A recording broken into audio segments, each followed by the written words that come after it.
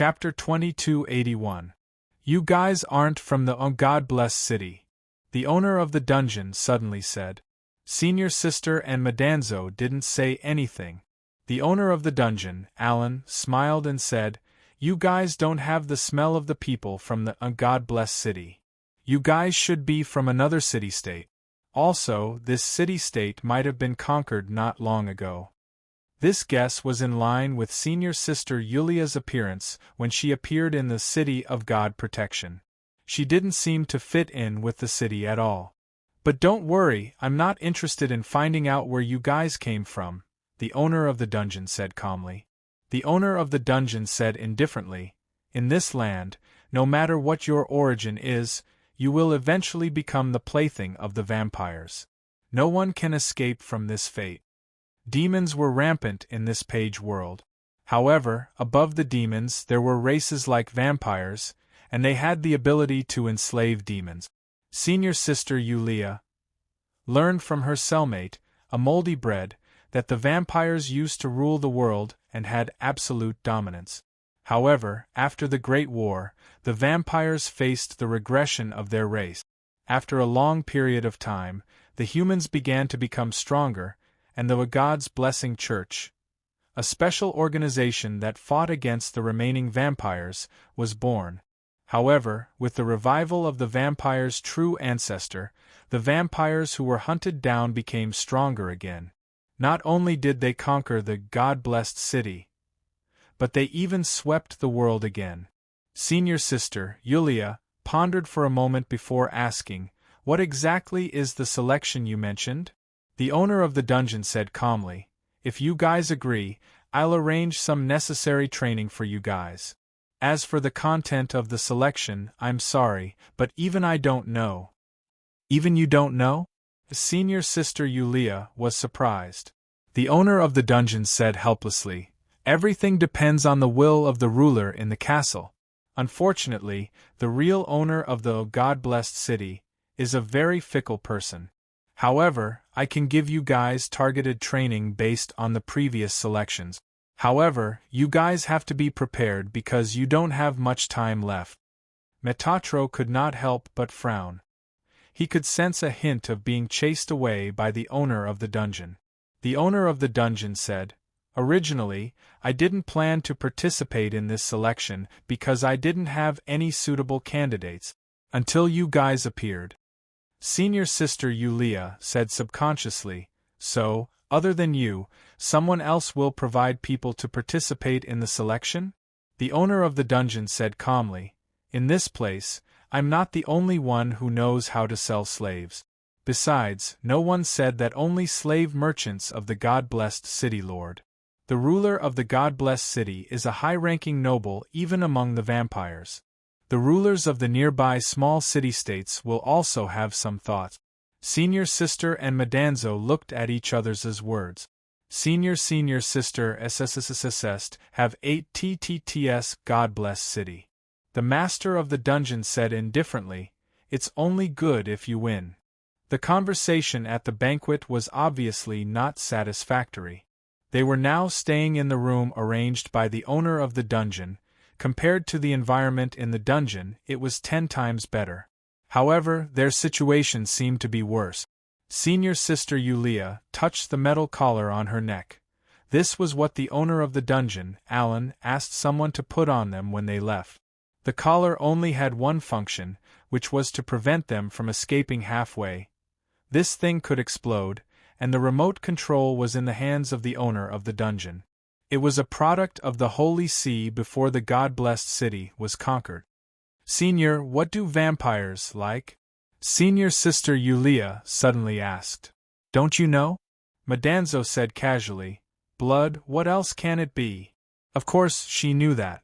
She shook her head and said, As far as I know, the kingdom of heaven has always been entangled with vampires throughout its history.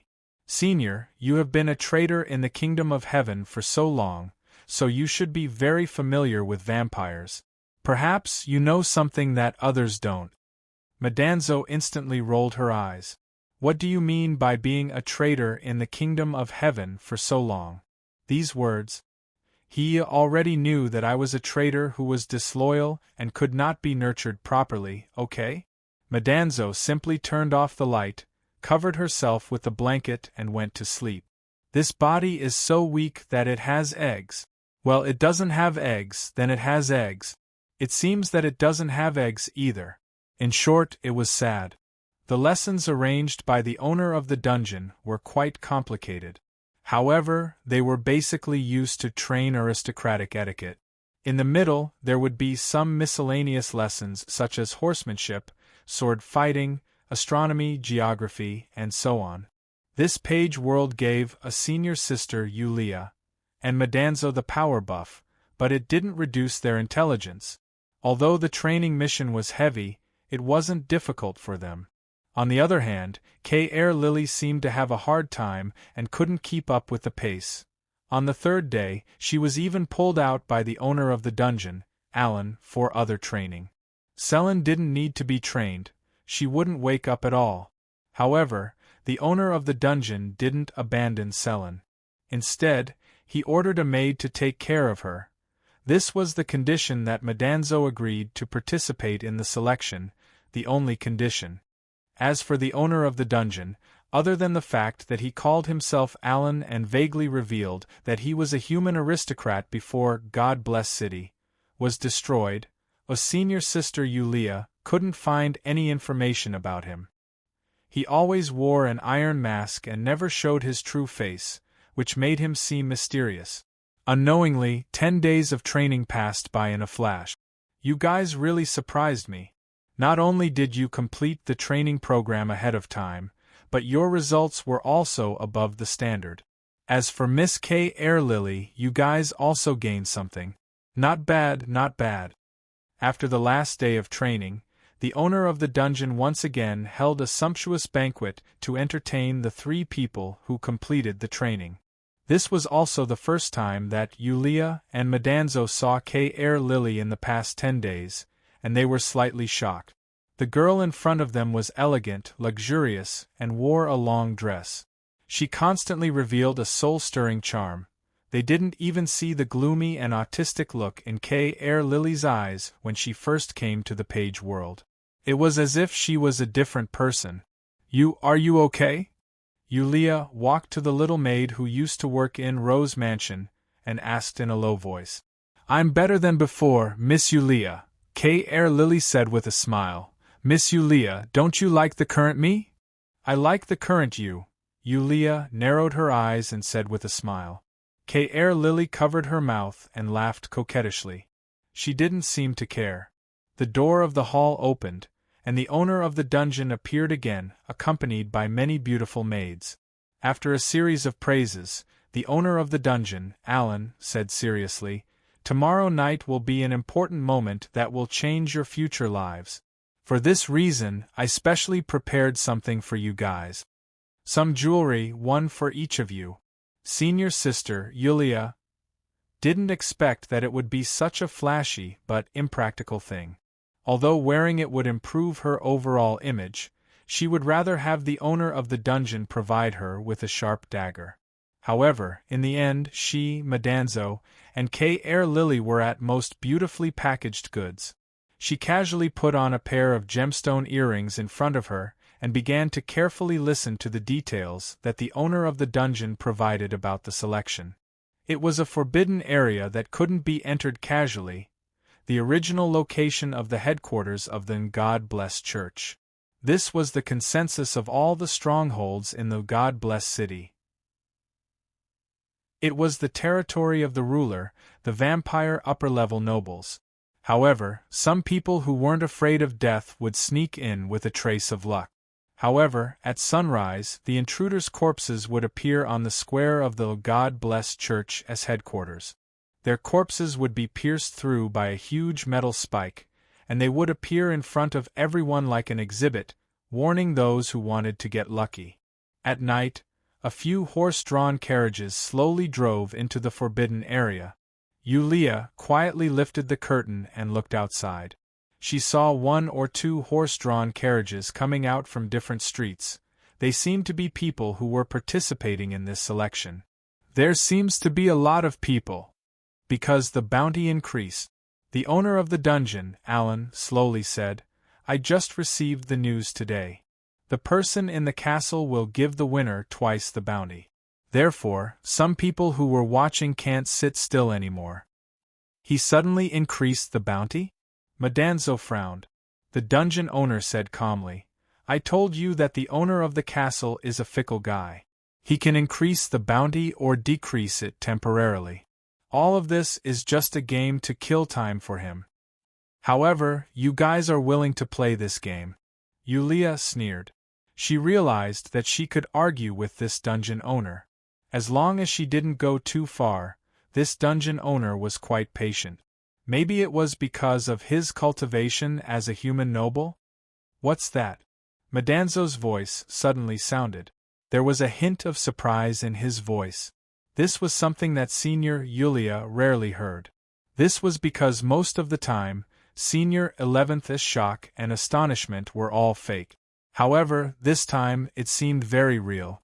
She subconsciously looked out of the carriage. At this moment, the carriage was passing by a huge square. There were densely packed metal spikes on the square. Corpses were hanging on these metal spikes. Some of them had turned into white bones, some were rotten, and some were even fresh. However, this wasn't the reason why Madanzo was surprised. What really surprised Madanzo was that Yulia gasped. Among the numerous metal spikes, there were a few that were particularly tall. They seemed out of place among the other metal spikes. Hanging from these huge metal spikes were dried corpses wearing some kind of uniform. Those are the former clergymen of the God Bless Church. The dungeon owner said calmly, after the God Bless City was conquered, the corpses of the clergymen were hung here as trophies. This is the vampire's way of showing off to the defeated clergymen of the church. Legend has it that the nobles of the church had fled to the last pure land, Galaputa, the ideal kingdom in the sky. They were hung here so that the losers in the sky could see them clearly. Yulia and Madanzo didn't care too much about the dungeon owner's explanation. What really caught their attention was that on these pillars of shame of the God Bless Church, they found a huge metal armor. Cats, the armored man, cats. It wasn't just cats. There was also Qingtian and a huge toad. They are dead. Madanzo's voice was low. Yeah, they actually. Senior sister, Yulia, had an incredulous look on her face. Qingtian, the armored man, cats, and the toad, Taramar. In the pages of the Book of Gaia, the 4 supporting characters were all dead except for Blue Bird. Moreover, they were hung up in such a despairing way. The carriage suddenly became silent. An extremely oppressive atmosphere quietly spread around Yulia and Madanzo. Are you nervous or afraid? The dungeon owner's voice was low. It was obvious that he had noticed the abnormality in the two. Mr. Allen. Yulia let out a sigh and said slowly, I want to confirm that the God Bless City was conquered 15 years ago. 15 years and 7 months. The dungeon owner instantly gave a more specific answer. The true ancestor of the vampires came to the God Bless City and defeated all the high-level demon hunters of the church in one night. He also nailed the church's leader on the God Bless Square. Since then, darkness descended, and the human nobles fled. Why? You should have learned this during your training. It's just a review. Yulia smiled casually. After all, the things outside are quite impactful. The dungeon owner said calmly, we are about to enter the castle. Adjust your mentality. With that, the owner of the dungeon closed his eyes and remained motionless. The carriage slowly stopped. In front of a huge and majestic palace, this was the final destination that all the contestants could reach. From the carriages, some well-dressed young girls or handsome young men, as well as some who seemed to be the leaders of various forces, were walking down from the carriages. The dungeon owner, Alan, was obviously very famous among the crowd. Along the way, many people came up to greet him. Suddenly, the gate of the palace opened, and a group of guys in black armor walked out. The leading black-armored warrior said in a deep voice, "Please show me your invitation letter." Hearing this, the dungeon owner, Alan, slowly took out a gray envelope from his pocket. There was a golden emblem on the envelope, a blooming rose. "This is," Yulia couldn't help but stare. She seemed to have seen the rose emblem on the envelope before. At this moment, a blood-curdling scream rang out. Not far away, a slightly fat middle-aged man in luxurious clothes was pressed to the ground by two black-armored warriors. Their sharp swords were placed on the middle-aged man's neck. Forging an invitation letter is a capital offense. The middle-aged man screamed in horror, "Impossible! My invitation letter can't be fake. Last time, I personally gave Sir Essex a precious document from the old world. It was an invitation letter that Sir Essex gave me. It can't be fake. Go and ask. Sir Essex can testify for me." The sharp sword slashed down, and the middle-aged man's head rolled on the ground. In front of the majestic palace, everyone was silent. The middle-aged man's corpse was directly dragged away by the black-armored warriors. "Senior, just now that guy said, what, sir?" Yulia opened her mouth and looked at Madanzo. Her eyes flashed with even more disbelief. "Essex," Madanzo said a name softly. Yulia suddenly shivered. She remembered where she had seen the golden rose emblem on the invitation letter. That was clearly the rose on the signboard of Rose Mansion. End of this chapter. Chapter 2282. Perhaps it was just a person with the same name, if there was no rose emblem on the invitation letter. But obviously, coincidences wouldn't happen multiple times. At the venue of the Holy Maiden ceremony, the people who were swept into the Book of Gaia by the black mud were basically scattered in different pages. If the boss of the Rose Mansion was really in this page world, it wasn't inconceivable. However, what made senior sister, Yulia, feel strange was that Boss Arthas was clearly just an ordinary person in the free city of the Holy Light Kingdom. Yet, he had become a vampire nobleman here? She could only ask him face to face to know the reason for this. However, after experiencing the Calvin incident in the last page world, Senior Yulia wasn't sure if Boss Essex was also a reincarnated outer god. It couldn't be so coincidental. Perhaps even everyone who entered the venue of the Holy Maiden ceremony that day was some kind of arrangement. This was very scary. That was in the Holy Light Kingdom. The Holy Light Kingdom was clearly the back garden of a real powerful being in the dimensional void, the owner of the Heavenly Kingdom. Who could arrange all this in the back garden of such a terrifying powerful being? Boss? The first person she thought of was the boss, but she quickly denied this idea. Based on her understanding of the boss wouldn't, at least not in such a secretive way. What was there to arrange? The kingdom of heaven was also sold out by the shop. Therefore, in her understanding, the boss not only wouldn't do it, but he even disdained it. It seems that the water in the Holy Light Kingdom is a bit deep? Senior Yulia secretly glanced at Madanzo. Senior 11 had become silent since he heard the name, Essex. Probably, something had stirred in his heart. Senior Yulia wasn't in a hurry to ask Madanzo. There would always be a time when Madanzo would say what she wanted to say. Moreover, even if he succeeded in asking the question, it was likely that he had been misled. He needed to be more careful when dealing with this Senior 11. Otherwise, he would be tricked at any time. But surprisingly, even after hearing the name Essex, Kay or Lily didn't react at all. Logically speaking, if she could get information about Boss Essex, the one who would be the most excited should be this little maid of Rose Mansion. At this moment, she was still elegant and calm, just like the noble lady in everyone's impression.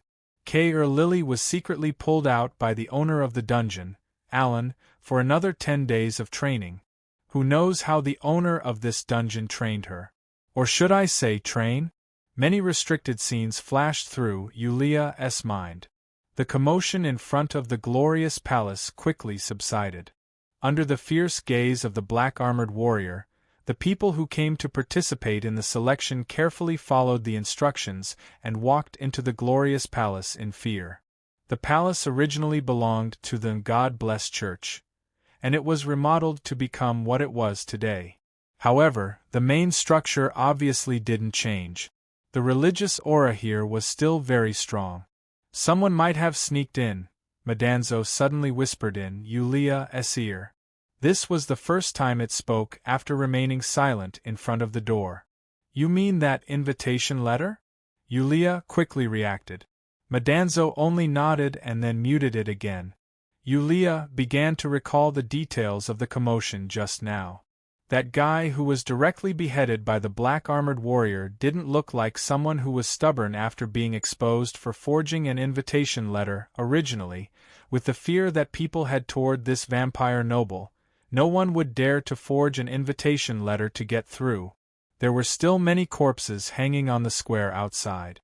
Someone who secretly swapped the invitation letter that originally belonged to that unlucky guy and sneaked in. Thinking of this, Yulia quickly walked forward and caught up with the owner of the dungeon, Alan. She asked in a low voice, "Mr. Allen, do you think we will be able to see the owner of this castle later?" At this moment, the owner of the dungeon turned his head and looked at Yulia. "Who knows? Maybe he will show up when he is interested." The owner of the dungeon said calmly, "In the past, the Rose Earl's trusted aides were in charge of the selections. Only the winners could be brought to the Rose Earl." Yulia said again, "Mr. Allen, can you tell us more about this Rose Earl?" The owner of the dungeon, Alan, suddenly looked at them with a hint of suspicion. Yulia said calmly, "Maybe if we can know how this Rose Earl feels, it will be helpful for the selections. After all, the purpose of the selections is to pick out people who can satisfy this Earl." "You are quite ambitious." The owner of the dungeon suddenly chuckled. "However, this is a good thing. In the past, the people who were brought to the selections were basically forced to do so, and most of them were unwilling. Perhaps only someone like you, who is willing to risk everything to climb up the ranks, even to the point of selling your body to the devil, will have more opportunities." Senior sister, Yulia, didn't feel unhappy that someone had exposed her true nature. The main thing was that with her current strength, she couldn't be unhappy, right? "We don't know much about this Rose Earl," the owner of the dungeon said slowly. "We only know that 15 years ago, when the God-blessed city was defeated, this Earl suddenly appeared and killed a bishop of the God-blessed church. He opened the defense barrier of the God-blessed church and made a great contribution. In the end, he was given this God-blessed city. However, no one knows the details. Count Rose himself wouldn't say much about it either. As for Rose Earl's personality, how should I put it? Inside a huge library in the depths of the glorious palace, the floor was littered with books that had been thrown everywhere. These books were extremely precious. Most of them were once the collection of the God-blessed church. A small portion of them were the documents excavated from ancient ruins by the humans outside these years. A man with disheveled hair was standing in front of a bookshelf, quickly flipping through an ancient book. "Just where is he hiding?" The man closed the book in his hand and sighed. At this moment, the door of the library slowly opened, and two young girls with delicate faces slowly walked in. They stood on both sides of the door. The one who walked into the library was a middle-aged man who had a steady aura and was wearing luxurious clothes. "The great God-blessed Lord, your most humble servant is here." The man completely ignored the middle-aged man's exaggerated performance. He picked up another ancient book and flipped through it. "Norsta, I need more documents." "As you wish, my master." The middle-aged man named Nosta bowed with a smile. "I'll definitely bring all the books in this world to you." The man nodded casually and lowered his head to read the books. Nosta saw this and slightly shook his head. One of the maids by the door slowly walked to the man in front of the bookshelf with a tray in her hands. On the tray there was a crystal cup filled with bright red blood. The smell of blood had reached the man's nose. The man who was reading the book subconsciously reached for the cup. He paused for a moment but didn't stop for long. He finally picked up the cup and said indifferently, "Nothing. You may leave." Nasta bowed respectfully and slowly retreated. The two maids did the same. They didn't dare to look at the man's face until the door of the library was closed again. He still doesn't want people to see his bloodthirsty attitude? Really? Nasta chuckled outside the door. His eyes were gloomy. The two maids in front of the door couldn't help but tremble. They seemed to have heard something dangerous. In an instant, Norsta pulled one of the maids into his arms and lowered his head to bite her neck. The other maid held the tray tightly and didn't dare to raise her head. After a long time, the maid who was bitten fell to the ground weakly. She was barely breathing. Nasta took out a handkerchief and wiped his mouth. He looked at the maid who was holding the tray coldly and said, "Clean this place up." At this time, a group of 4 warriors in black armor walked to Nasta. "Master Nasta, everyone who participated in the selection is here except for a forger. Also, the forger has been executed on the spot." "Forger?" Nasta frowned and sneered. "These rats in the city of God are getting more and more restless. It seems that the corpses outside the square aren't enough of a deterrent." He muttered to himself. The warrior in black armor said, "Master Nasta, do you need me to bring some people to clean up the streets that don't listen to orders tonight? It's too noisy." Nasta shook his head and glanced at the door of the library. "Our master is a pacifist." The warrior in black armor didn't say anything else. "Pacifist? Pacifist? Where do they get their food? Do they really rely on this selection that only happens once in a while? Vampires' thirst for blood isn't something that can be satisfied by their physiological need. Come on. Let me see the quality of this batch," Nasta said with a faint smile on his face. What? The selection wasn't like this at the beginning? This was probably a place similar to a lounge. It could also be considered a relatively private place. At the very least, each representative had their own individual room. At this time, the owner of the dungeon was sitting on a leather sofa. He was not surprised by Yulia's surprise. In the beginning, it was a competition similar to the gladiator arena, and those who went on stage were basically some vicious fellows or fellows who had committed crimes. Yulia and Madanzo frowned.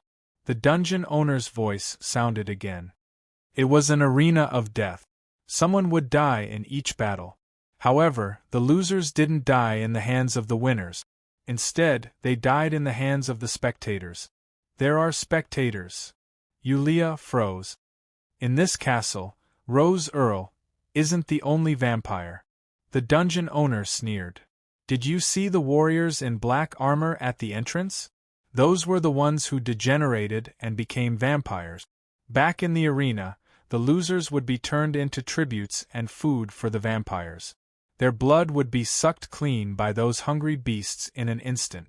Only the final winner could survive. However, even if they survived, they would become warriors in black armor or something similar. But now, Yulia couldn't help but frown. It was supposed to be a death arena, but now it was like a beauty pageant. The difference between the two seemed to be too big. Who knows? The owner of the dungeon said indifferently. The selection method gradually changed. Maybe the vampires are tired of the smell of the thug's blood, or maybe the days are better and they want to improve the relationship between food. It's a very simple question. If you were a vampire, would you rather drink the blood of a dirty thug or hold a delicate beauty in your arms and slowly enjoy it? Yulia shrugged. The dungeon owner smiled and said, "Now, they aren't as barbaric as before. These vampires know that high-quality food isn't easy to come by, so they won't destroy it easily." The young men and women who were chosen in the selection process were generally kept in captivity. Although they couldn't avoid the fate of being used as food in the end, they were at least high-grade ingredient. Usually they would eat well and live well. It was many times better than living outside. If Rose Countess likes you and gives you the embrace, you will become one of them. Don't forget, I'm the one who recommended you to participate in this selection. After saying this, the dungeon owner suddenly stood up. It seemed like he was going to go out. Mr. Allen, where are you going? The dungeon owner said casually. Although there are people from other small cities who came to the castle, this is the city of God. Do you understand? This is my home ground. If I don't go through the back door, it would be a waste of my efforts in the city of God. That makes sense. Senior sister, Yulia, likes to do things like manipulating things behind the scenes the most. Chapter 2283. The owner of the dungeon had left, and he had even taken Kelly with him. Mr. Allen only asked Yulia and Madanzo to wait in the resting room. He should be back soon. Wait. It was impossible to wait. This wasn't their personality. Soon, the two followed behind the owner of the dungeon. With 3 black-armored warriors accompanying them, Yulia and Madanzo didn't get too close. It shouldn't be a normal vampire. Madanzo suddenly said, even the lowest vampire is very sensitive to the smell of humans. As a traitor in the heavenly state, Yulia knew that 11 had absolute authority in the vampire race. Therefore, she didn't intend to just listen to him. What do you mean? Madanzo thought for a moment and said, maybe it's just a half-finished product. It has some of the characteristics of vampires, but it doesn't have the ability to live forever. It's even possible that it's just a ghoul, but it still has some thinking ability. Seems like we've reached our destination, Yulia said softly. At this moment, the owner of the dungeon had walked into a wide door. Lord Northstar, we meet again. Haha, isn't this my good friend Mr. Allen? In a luxurious room, Earl Rose's trusted aide, Northstar, greeted the owner of the dungeon, Mr. Allen. You wouldn't have come to find me for no reason. Tell me, what's the matter? Northstar smiled as he sized up the owner of the dungeon. Finally, his gaze landed on K.E. Lilly, who was behind Mr. Allen. Is this also a child participating in the selection? Mr. Allen smiled and shook his head. No, this is a gift specially brought for you, Lord Northstar.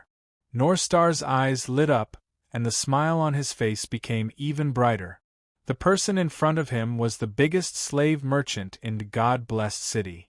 Because of the rules set by Earl Rose, God-blessed city was able to maintain a fragile stability even though it was in ruins. There were many things that Northstar couldn't do directly, but he could use other methods. For example, the slave merchant in front of him was other methods. Also, this wasn't the first time he worked with the owner of the dungeon. Allen, my old friend, what do you want? I've brought 2 other children with me this time, Li Yao said. The owner of the dungeon smiled. If possible, I hope their names can appear in the final list. Northstar wasn't surprised. He smiled casually. You haven't given up yet? It's obvious that the Earl doesn't want to see you. The owner of the dungeon said, Northstar, my body's body. I can give you the same thing, Northstar said calmly. It's a pity that you're too ambitious. Old friend, you're wearing down my patience. You can save me, the owner of the dungeon said calmly. But then, my identity won't be exposed. Vampires have their own rules. Without the owner's permission, giving a gift to a human, I don't think you can bear the consequences. Northstar looked calm. The owner of the dungeon said, You still need me to do something that will allow you to control God-blessed city, openly. I can train another one, Northstar said calmly. It won't take too long. No one can do it better than me. The owner of the dungeon chuckled. I made the rules, and now everyone is following them. You can't break them, because once you do, God-blessed city will be in chaos. At that time, the Earl who stays in the library won't be able to ignore it, right? Nasta narrowed his eyes and said, Allen, haven't you thought about the fact that I haven't mentioned your name in front of the Count even once? Maybe he doesn't even know about your existence.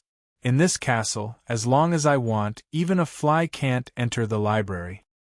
I hope you know, the owner of the dungeon said calmly.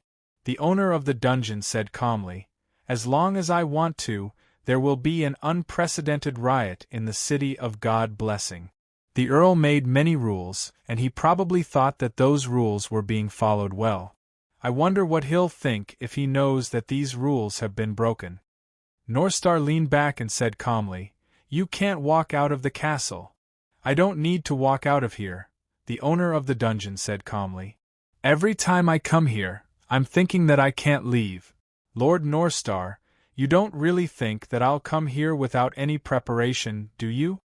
The atmosphere was a bit tense. Northstar suddenly chuckled. I'm very satisfied with the gift you sent this time. Of course, the other two contestants will be on the final list. Kaer Lily, from now on, Lord Northstar is your master. The owner of the dungeon nodded. He left, not even sparing a glance at the well-dressed girl beside him. My lord, this Alan is too fearless, a black-armored warrior quickly whispered into Norsta's ear. Do we need him? What are you talking about? Northstar chuckled. Without him, where can I find such a good tool? Those thugs outside don't have as much experience as him. You don't really think that this guy only does business in God Bless City, right? But he's an ambitious guy. Northstar waved his hand.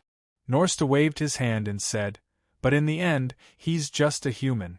Replacing me is just wishful thinking. I've said that I can let whoever I want to see the Count in the castle. If I don't let anyone see him, no one can see him. If he wants to mess around, let him do it. As long as I don't give him a chance, he can only wag his tail and beg me like a dog. Don't you think it's interesting? The black-armored warrior couldn't help but sneer. Northstar said, But Alan is indeed a mad dog. If he's pushed too hard, he'll bite. Humph, when he can't take it anymore, I'll make him crawl over to me and beg me. To get the Count's favor, he has to be a middle-rank vampire. I spent more than 10 years to get to where I am today. At most, he's only worthy to be my servant. The black-armored warrior nodded. Then, he glanced at Kaer Lily, who was standing like a doll. Greed flashed across his eyes. Lord, this gift? Send it to my room. Northstar waved his hand and squinted his eyes in appreciation. When the selection is over. Who's outside? Northstar's gaze suddenly froze. He looked out of the window and grabbed a chair, throwing it out. The huge force not only shattered the chair but also the window frame. The black-armored warriors in the room rushed out but didn't find anyone. A black-armored warrior crouched on the ground and sniffed. Someone was here. There are two different smells. Northstar frowned and thought of something. There's a report saying that a forged invitation was found? Someone sneaked in. A black-armored warrior was the first to react. It's a rat. Northstar sneered. Send my order. Gather everyone. It's starting. Also, block all the roads to the inner castle. Even a fly won't be able to get in. Yes, deep in the palace in the library. A man with disheveled hair slowly opened his eyes. He looked at the crystal cup in front of him absent-mindedly. There was still a trace of red at the edge of the cup. The man rubbed his head, grabbed a bell on the desk, and shook it. After a while, a beautiful maid pushed the door open and entered. Master, what can I do for you? I think I heard something outside. Did something happen? The man asked casually. The maid said unhurriedly, Maybe it's from the death arena. Death arena? The man frowned. It's starting so soon? Master, it's been a month, the maid said with her head lowered. Another month, huh? The man shook his head. Time flies. The maid said, Master, Lord Northstar asked me to ask you if you want to go to the arena to watch. Lord Northstar said you haven't appeared for a long time. If possible, it's better for you to appear. After all, you are the ruler of the city of God. The man waved his hand and said, There's nothing to see. I won't go. Come here and help me see if there are any books that I haven't read yet. Yes, master. Could it be him? In a corner of the palace, Yulia and Madanzo were squatting in a dark room. "Who is it?" Madanzo put her ear on the door and asked. They had just escaped from the room where Rose Earl's henchman was meeting with the dungeon master. Outside, a large group of black-armored warriors was searching for them. That Rose Earl's trusted aide was probably not something a group of black-armored warriors could compare to. He was a real vampire, and his 5 senses were abnormally sharp. "Norstar," Yulia said in a low voice. "Norstar? Did you say Rose Earl's henchman?" Madanzo couldn't help but frown. Yulia suddenly asked, "Senior, didn't you say you know a lot about the Holy Light Kingdom? Then let me ask you, do you know if there's a person called Norstar in the Holy Light Kingdom in the Free Cities?" Madanzo thought for a while and said, "There is such a person, and his background is not small. Norstar is the same as Calvin. He is also one of the grand scholars in the Free Cities. He is also the leader of a faction called the Purcell School. He is different from Calvin, who is an ascetic. He is very good at socializing. How should I say it? The purpose of this school is to share with others." Yulia thought for a while and said, "I also know a guy called Norstar. I don't know if he is a grand scholar, but he is secretly the manager of an underground casino in the Free Cities. Moreover, as far as I know, this underground casino provides special services for the Free Cities and even the other 7 major figures. This even involves some of the Holy Maiden candidates who have lost their footing." "Where did you hear this?" Madanzo couldn't help but frown. What kind of person was it? Strictly speaking, it was a specter. A specter that hid in the Holy Light Nation's destiny system. It could collect a lot of information about the Holy Light Nation. As long as there was a destiny system, it could logically be said that there were no secrets to it. However, it didn't know about the existence of this casino that Yulia was talking about? Could it be that the person with authority in the destiny system had secretly blocked it, or how do you know this? Yulia subconsciously said, "Because I went to this casino before." Madanzo blinked and tactically leaned back. Yulia rolled her eyes in annoyance. "What are you thinking? Those so-called major figures of the Holy Light Kingdom want me to go to the casino? It's 1,000 years too early to dream." Madanzo cancelled her tactic and leaned back. At the same time, she frowned. "What else do you know?" Yulia said, "As far as I know, although this Norsta is the manager of this underground casino, he seems to have a mastermind behind the scenes. However, I don't know who the mastermind is yet." She had fought her way through the underground casino, but she didn't expect that Norsta had already gone to the venue of the Holy Maiden ceremony as a judge. She had no choice but to pretend to be Norsta and contact the mastermind. Unexpectedly, the mastermind was very decisive. After knowing that the casino was exposed, he directly remotely blew up the entire place. However, Norsta managed to escape because of this. "So, this Rose Earl's trusted aide is the Grand Scholar of the Free Cities, Norsta?" Yulia narrowed her eyes. "What are the Grand Scholars of the Free Cities? Do they always do bad things?" Madanzo shrugged and didn't say anything. Yulia opened the door a little and peeked outside. After thinking for a while, she said, "There's no one outside. We can't stay out for too long. Our lives are still in Alan's hands. Inner castle, go in." A black-armored warrior brought K-Forehead Lily into a luxurious room. This was the personal room of the Earl's trusted aide, Mr. Norsta. In terms of luxury, it was even more luxurious than the Earl's room. However, the Earl almost never went back to his room. "Wait here. When the selection is over, Mr. Norsta will come back to see you," the black-armored warrior said calmly. His task was very simple. He just had to watch over this beautiful girl until Mr. Norsta arrived. "Please wait." In the room, the beautiful girl suddenly said softly, "What else do you want?" The black-armored warrior was impatient. To him, the girl in front of him was constantly emitting a fatal temptation. She was far more beautiful than those vulgar blood servants. However, this girl belonged to Mr. Norsta. They couldn't touch her. Only when Mr. Norsta got tired of her would he reward her. At that time, this girl probably wouldn't be as perfect as she was now. However, she would still be much better than those vulgar blood servants. Perhaps he would be able to taste her soon. Thinking of this, the black-armored warrior's throat became dry. His blood-sucking fangs could be seen. "Do you think I'm beautiful?" The girl spoke softly. Her hands were on her collar, and she slowly unbuttoned a button. The snow-white collar was revealed, and the black-armored warrior's pupils suddenly shrank a little. The girl had already wrapped her arms around the black-armored warrior's neck. Her body was pressed against that cold armor.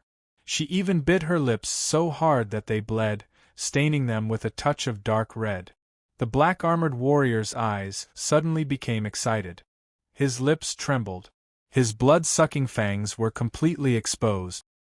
His instincts instantly overwhelmed his rationality. At this moment, a sharp pain came from the back of his neck and instantly spread throughout his entire body. The black-armored warrior fell to the ground in an instant. He twitched nonstop. In the end, his entire body turned into a pool of pus.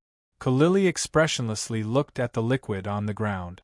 Between her fingers, there was a steel needle that was emitting a clear light. She slowly exhaled and directly tore open the long skirt on her body. Inside, he was wearing a tight-fitting leather jacket. End of chapter. Chapter 2284. In order to sneak in, one had to wear a tight, black leather jacket that could be zipped all the way to the end. This was the order of the owner of the dungeon. The steel needle was dipped in a special poison, which was obviously fatal to vampires. Moreover, the steel needle was also provided by the owner of the dungeon, Alan. He only had one request for Kay or Lily, and that was to help him take something out of the library in the inner castle. This was almost an order written into Kay or Lily's brain. The method of implanting the order was a secret technique that once belonged to the God bless the church. It was a technique called mind rewriting. As for how the owner of the dungeon mastered this technique and how he used it, Kay or Lily did not know. At this moment, she was like a deadly machine that could only carry out tasks accurately. Operation Codename: Deadly Black Orchid, activate. Where did you go? When Yulia and Madanzo returned to the resting room, they found that the owner of the dungeon, Mr. Allen, had returned by himself. Kay or Lily was there. The two of them knew, but at this moment they asked in surprise, "Where is Kay or Lily?" "Answer my question first," Mr. Allen said calmly. "I'm going to the washroom." She went to touch up her makeup. Yulia pointed at Madanzo and said casually. Then, she realized that something was wrong. "I'm going to touch up my makeup." She went to the washroom. "Is that so?" The owner of the dungeon nodded. "Something happened in the castle. Be careful not to move around. If you get lost here, even I can't save you." Yulia couldn't help but blink. She was so lame, and her answer was obviously insincere, but the owner of the dungeon didn't respond. "When will the selection begin?" Madanzo suddenly asked. Mr. Allen smiled casually and said, "It has been arranged. Your names are on the final list. You just need to wait here." "So, what about Kay or Lily?" Yulia continued to ask.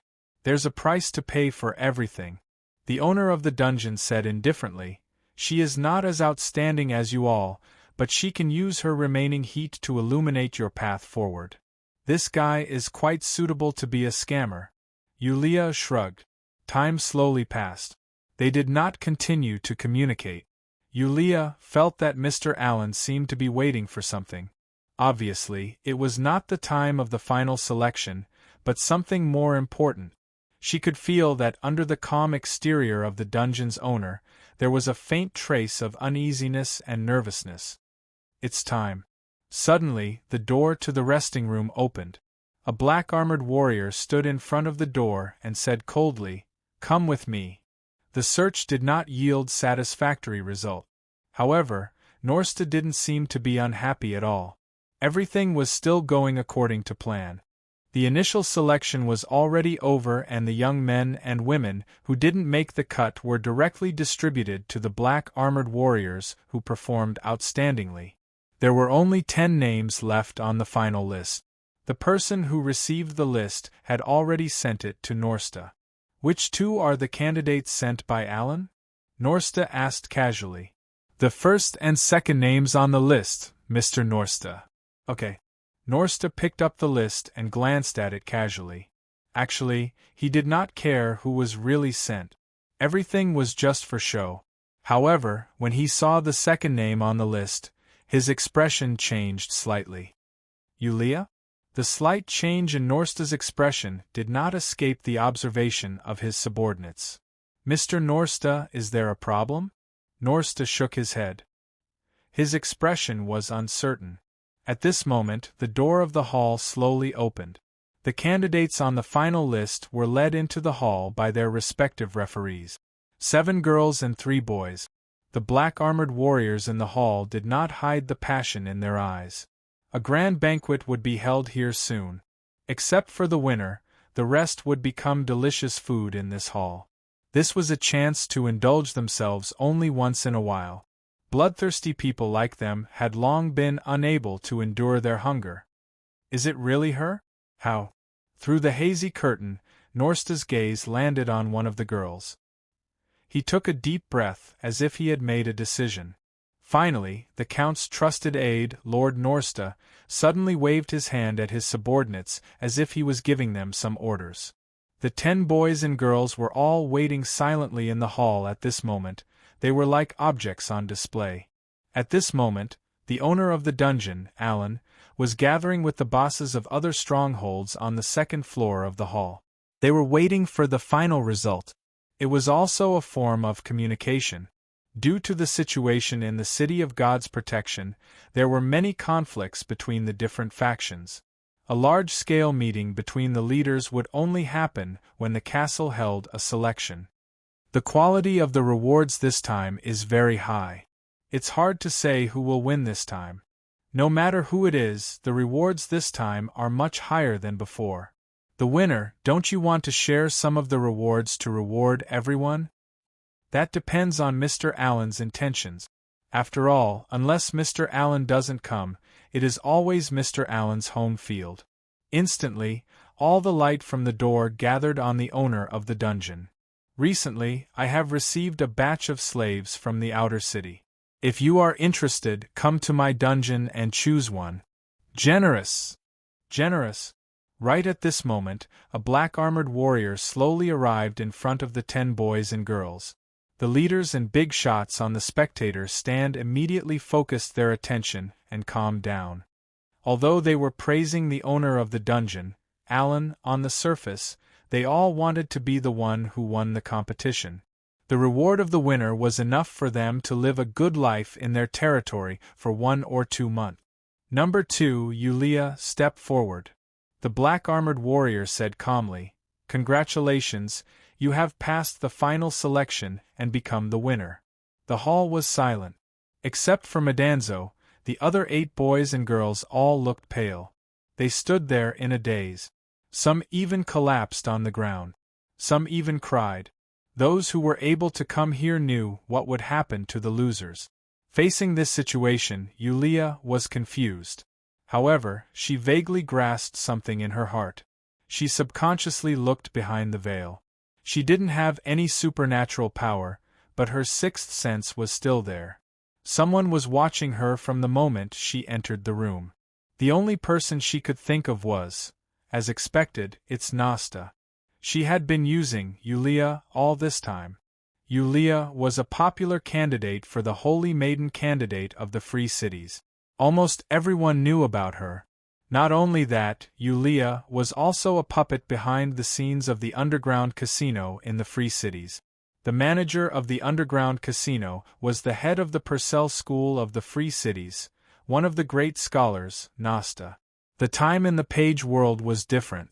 Some were fast and some were slow. She didn't know how long Nasta had been here, but it obviously wasn't long enough for him to forget about Yulia. This isn't fair. At this moment, an angry roar came from the viewing platform. It directly interrupted Yulia's thoughts. It was a muscular man who had transformed his entire left arm into a mechanical arm. His palm was even a huge axe. "You have a problem?" The black-armored warrior who announced the result looked up in a daze. The muscular man's expression changed slightly. He clenched his teeth and said, "Why did you announce the result directly this time? I don't accept it. To be able to come here, that person didn't pay the price. But why did the person sent by Alan go up directly? Lord Nasta, isn't it a little unfair for you to do this? Don't tell me that I don't give you enough things? Brute." The leaders in the stands looked at the muscular man and immediately broke out in cold sweat. They thought to themselves, "This guy is a brainless thing. This guy really is a brainless thing. His territory is basically all brash." In fact, this muscular man was really fierce. He was also someone who wasn't afraid of death. He directly took out an entire street of territory. "You don't accept it?" A voice came from behind the curtain. It was Nasta's voice. The muscular man roared and directly jumped down from the viewing platform. "Lord Nasta, everyone fought for their territory. Who didn't pay the price? If you think that Alan gave you enough benefits and directly chose the person he sent, then I can also give you the same thing." A red light as thick as a finger suddenly shot out from behind the curtain. The muscular man's reaction was extremely fast. The axe on his mechanical arm was also quickly placed in front of him, blocking the red light directly. However, the sharp metal axe was directly broken, and the muscular man was instantly sent flying by the red light, crashing directly into the wall. A trace of black appeared on the right side of his chest, and his eyes rolled back, but he still lost consciousness. There are still those who don't want to accept it. No more. Then that's all for today. The winner, come forward. Follow me. After saying a few words, Nasta directly turned and left. At the same time, two black-armored warriors came to the left and right of Yulia and took her away. At this time, Nasta had already left and the door of the hall was closed. However, there were still more than 10 black-armored warriors in the hall. The black-armored warriors took off their helmets and revealed their sharp fangs. They originally thought that they would have to wait for a while. They didn't expect that the selection would end so quickly. Then, what were they waiting for? A black-armored warrior directly pounced on a panic-stricken girl. He directly tore open the girl's clothes and bit down like a wild beast. "Save me!" The girl screamed in fear. It was like a signal. At this time, the young boys and girls who were inquiring about the situation started to flee in fear. However, all the entrances and exits of the hall were completely sealed. Struggling could only arouse the bloodlust in the hearts of the black-armored warriors. On the viewing platform, the group of leaders immediately sucked in a breath of cold air. There was an exit here. They didn't expect that this time, the exit hadn't been opened yet. At this time, they could only watch this frightening scene in fear. They were terrified and tried to hide by the exit. They were afraid that the black-armored warriors would point their spears at them when they weren't satisfied. However, at this time, an angry roar came from the hall below. "Motherf *Ker, I'll kill you bastards today." It turned out to be the muscular man who had been sent flying by the red light.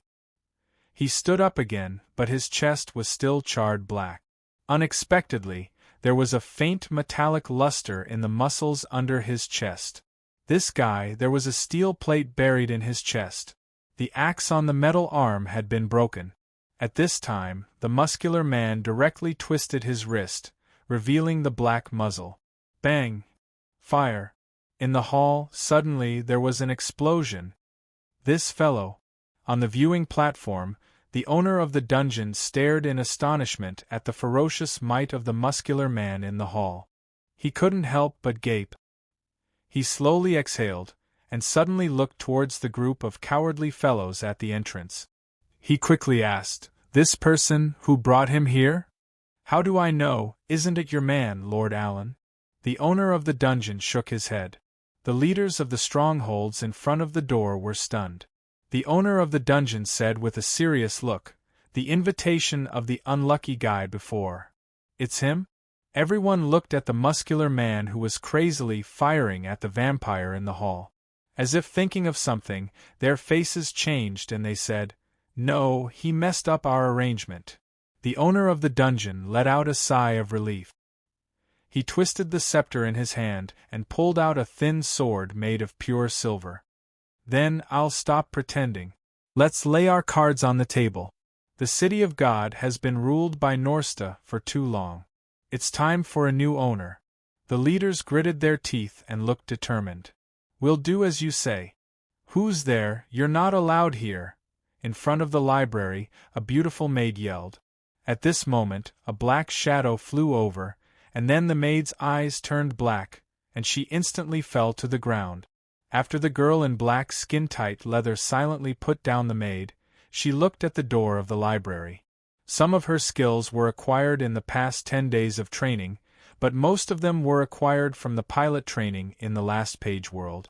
It had almost become her instinct. She was indeed only left with instinct. The only thought in her mind was to complete the order. Crack!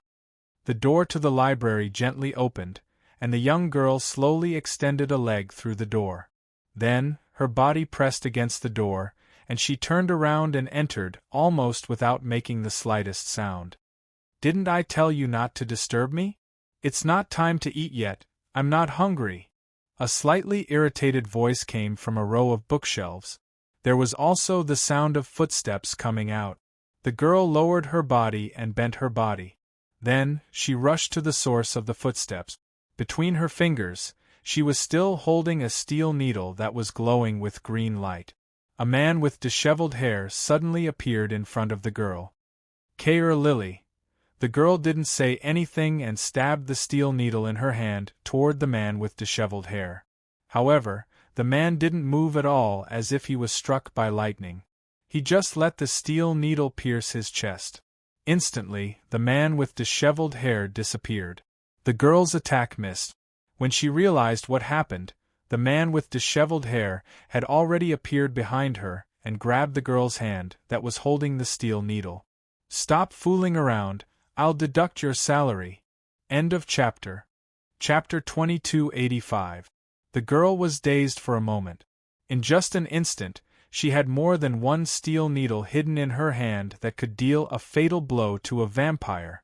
She suddenly opened her mouth, and a thinner poison needle shot out from the bottom of her tongue. It was a strange and unexpected attack. However, the owner of this library had extraordinary reflexes.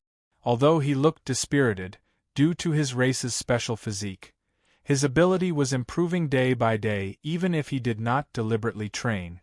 Facing the incoming danger, he suddenly opened his mouth and bit the poison needle that shot out from the girl's mouth. The girl was obviously not out of the human category. Her strength was innately not comparable to the man with disheveled hair. Her hands were tied behind her back. The man's eyes were covered with strange blood vessels. Instantly, the man's face changed slightly. As the girl continued to struggle, his hand quickly pulled out something from the back of her head, a thin steel needle hidden behind her hair. Not just one. At this time, under the horrifying observation of the man, there were a total of 5 thin steel needles in the back of the girl's head. Mind rewriting? It's actually this kind of technology? The man's brows were covered with a forbidden spell. While thinking, he quickly pulled out the steel needles from the back of the girl's head one by one. However, there was only one steel needle left. Instantly, the girl collapsed on the ground. The last steel needle could not be pulled out directly, or else it would severely damage the subject's brain. This was originally a technique used by the God-blessed church in the past for interrogation. In the beginning, it was indeed used in interrogation work.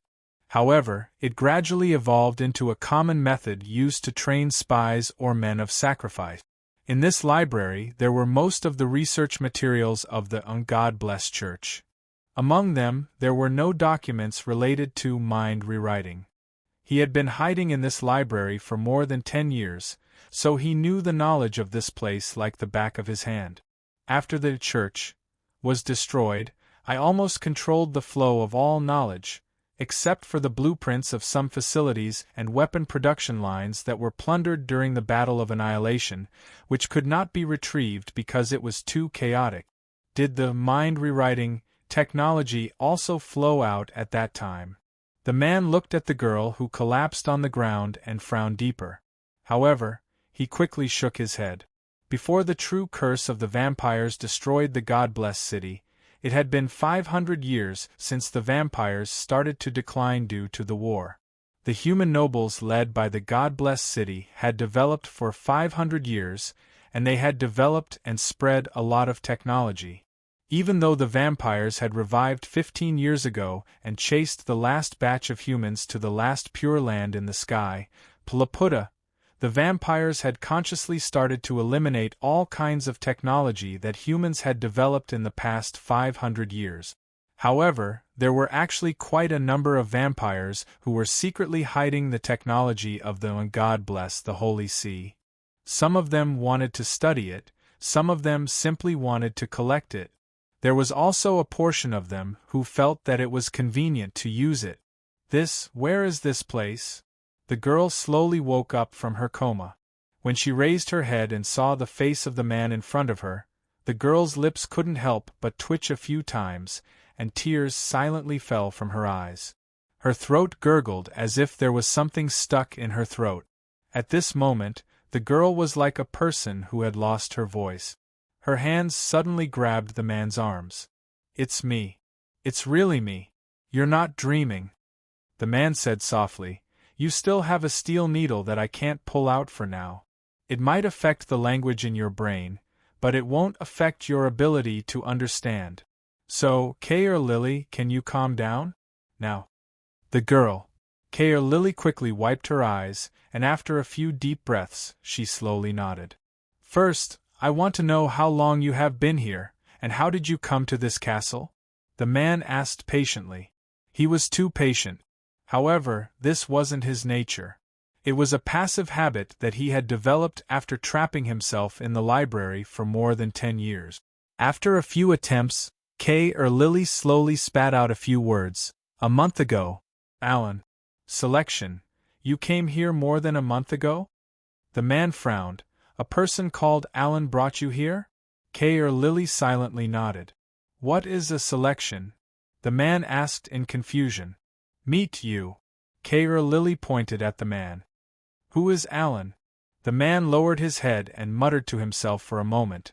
"He used mind rewriting on you and sent you to kill me?"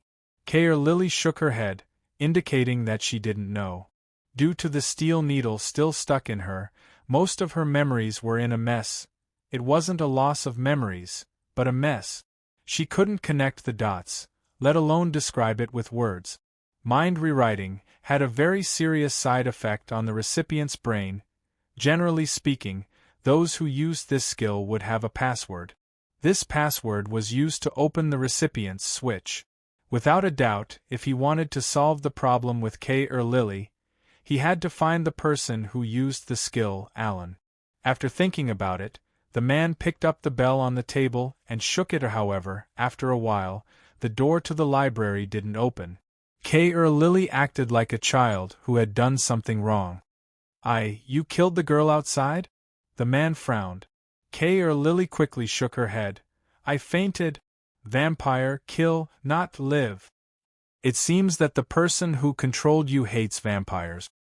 The man smiled bitterly. "Is he the leader of a street in the city of God blessing?" Kay or Lily thought for a moment and said, "The dungeon." The man shook his head. "I haven't walked out of this room for a long time. As for the external changes, it's true that I haven't walked out of this room for a long time." "Problem?" Kay or Lily anxiously grabbed the man's sleeve. The man smiled bitterly. "This library has a special power that can suppress my bloodlust. I have some means of my own as well. Under the double effect and the constant reading to divert my attention, I didn't lose myself. Kay or Lily, maybe you don't know this, but vampires can go for more than 10 years without sleep. Lily's grip on the man's sleeve tightened. Behind the man's disheveled hair was a pair of sunken eyes, as if he had failed to put on smoky makeup. His eye sockets were pitch black. He had not slept for more than 10 years. I'm afraid that once I fall asleep, I won't be the same person when I wake up. He slowly sighed and immediately carried the girl up. The girl instinctively gasped. She had never been treated like this by a man. Seeing the man carrying her and walking out of the library, Lily quickly shook her head. You? It's not like I can't come back. The man chuckled. I'm just used to not going out. It's not like I can't go out. Besides, it's just going out for a while. It's not that bad. Staying at home was addictive. The library was like an absolute safe zone for him. I used to go out once in a while, but I gradually became too lazy to go out. The man smiled bitterly. I'm almost a useless person. Outside the library, the maid outside was indeed unconscious on the ground. Except for the maid, there was no one else in the corridor. He liked a quiet environment, so he didn't leave anyone except for 1 or 2 maids. The man carried Lily and walked for a long time before he saw people, 4 black-armored warriors guarding at the end of the corridor. Who is it? The black-armored warriors reacted quickly and drew their weapons.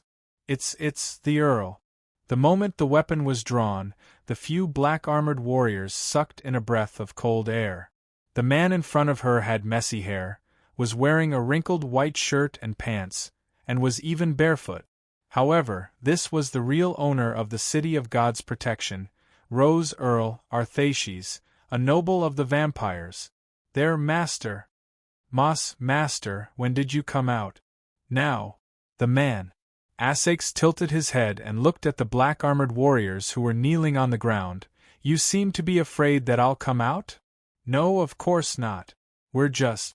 The black-armored warriors quickly said, we're too excited. Because we haven't seen Master for a long time. That's why we're so excited. You're making me feel embarrassed again. Arthaces chuckled. Master, may I ask, does Lord Nosta know that you've come out? One of the black-armored warriors lowered his head and asked quickly. I didn't tell him, Essex said casually, but I need to talk to him about something. Where is Nosta now? Oh, the maid told me that this month's death arena has started. Nosta should be at the arena now. Come with me. The 4 black-armored warriors who were kneeling on the ground didn't get up. Not only that, their bodies even started to tremble slightly. Can't you hear what I said? Arthaces couldn't help but frown. What's wrong? Are my words no longer useful now? Or do you want to tell me that the King era has changed again? A red light slowly crawled up Asash's eyes. The bloodline suppression from a vampire noble made the black-armored warriors feel like they were suffocating. The aura of the Rose Earl in front of them instantly crushed their mental defenses. Master, please spare us. Spare us. Lord Nosta ordered us to do this. He forced us to do this.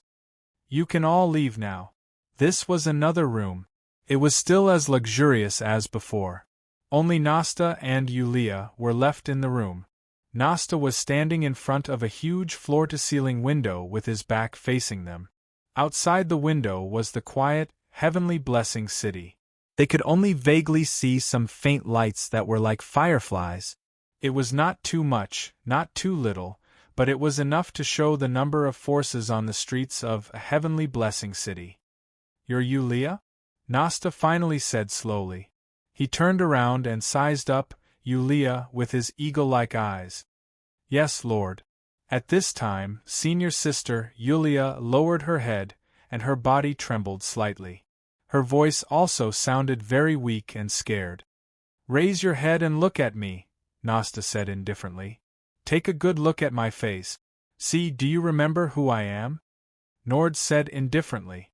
Yulia slowly raised her head and looked at Nosta blankly. She said hesitantly, I heard from Lord Alan that you're the Earl's confidant. You're the great Lord Nosta. Nosta suddenly took a few steps forward. He was now only an arm's length away from Yulia. Look carefully. Do you really not recognize me? Milord, I. Senior sister Yulia gripped the hem of her skirt tightly with both hands.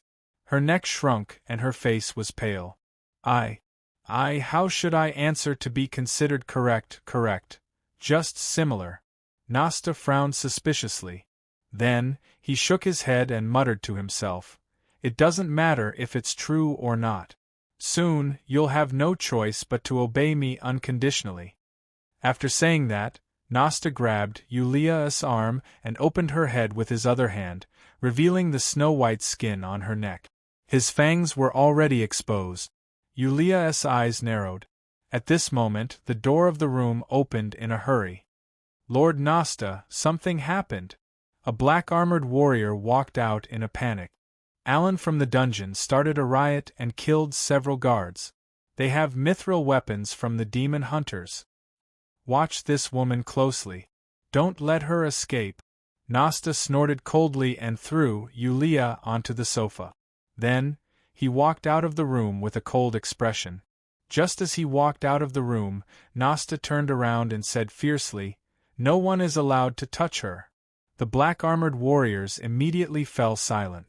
Senior sister Yulia secretly heaved a sigh of relief. However, when she saw that there were at least 4 black-armored warriors guarding the room, she couldn't help but feel troubled. Right now, she couldn't take on 10 people at once, right? But if there were only 4 of them, don't move. What are you trying to do? Stand properly. Little brother, have you played an interactive game with 5 people before? Yulia blinked her eyes. Rip. She tore her skirt apart, revealing her thighs. You! Senior, don't trick me. Hopefully, these black-armored warriors were not real vampires, as Madanzo had said. They were only half-finished products with some of the characteristics of vampires. Yula. A silver longsword pierced into the body of a black-armored warrior, whose mouth was full of blood from the back.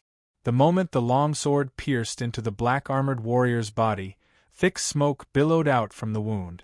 It felt like it was burning. With a painful cry, the black-armored warrior fell to the ground, on top of Madanzo's body. The little boy was indeed worthy of being able to sleep on the same bed as senior sister, Yulia, and play on the same stage as her. At this moment, he fully demonstrated what it meant to be weak and helpless. The black-armored warrior on top of her was kicked away, and the one who kicked the black-armored warrior was the owner of the dungeon, Alan. The situation has changed. The owner of the dungeon looked down at the little boy on the ground and suddenly chuckled, "Survive for yourself." After saying that, the owner of the dungeon lifted his clothes and took out a dagger from his waist, throwing it directly at Madanzo. "It's made of mithril. It's best to stab into the heart of these vampires." "Who are you?" Madanzo felt that the atmosphere was about to change about this question. At this moment, the owner of the dungeon raised his head and looked at the black-armored warriors breaking through the door of the hall. He turned around and casually waved the mithril longsword in his hand, chuckling, "Vampire Hunter, D!" At this moment, Madanzo couldn't help blinking her eyes. With letters? Could it be end of this chapter? Chapter 2286. The dagger was made of mithril. Madanzo could recognize this special material at a glance, but this dagger did not possess any special power. Regardless of whether the craftsmanship was good or not, it easily pierced into the body of one of the black-armored warriors on the ground. Although half of the vampires were afraid of silver weapons, it was not to this extent. It seemed that this page world had a special judgment of vampires. In the hall, other than it, the young boys and girls who were brought to participate in the selection had all died tragically under the hands of the black-armored warriors. Similarly, many of the black-armored warriors had also died under the bombardment of the muscular man. The rest were killed by a group of leaders led by the dungeon master Alan. These people all had mithril weapons that could cause fatal damage to the black-armored warriors. However, no one knew exactly how many black-armored warriors were kept in this castle. This group of people only had the bodies of ordinary people. Even if they were strong in martial arts and could rely on mithril weapons to deal with the black armored warriors, how could they deal with the number of black armored warriors? The physical quality of the black armored warriors was far superior to that of humans. All of you, get out of the way! Right at this moment, the muscular man suddenly shouted fiercely. Then, the muscular man clenched his teeth and suddenly broke the palm of his other hand. This arm was also made of machinery, but it was covered with bionic skin. A thick and long artillery shell instantly shot out from the muscular man's other mechanical arm. The dungeon master Alan, who claimed to be vampire hunter D, could not help but exclaim, "This is Silver Dust Bullet?" The artillery shell instantly blasted into the middle of the black armored warriors. At the same time, the dungeon master Alan exclaimed, and the group of street leaders hid themselves.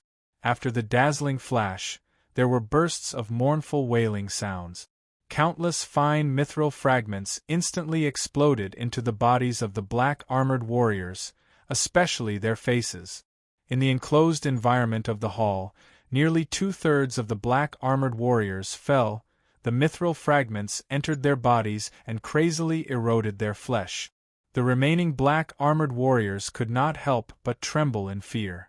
At this moment, they did not dare to quickly close up, because they were afraid that the muscular man would once again attack with Silver Dust Bullet. Closing up the formation meant that they would die faster. Damn it! How could it be Silver Dust Bullets?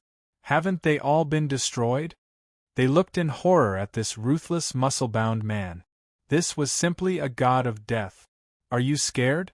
You bunch of animals! I am here with sincerity to discuss cooperation with you. You dare to play dirty tricks with me? I'll *CK you all to death. The reason, there was no way to refute the reason. The dungeon owner, who called himself D, couldn't help but smile bitterly. He didn't know where this brute came from.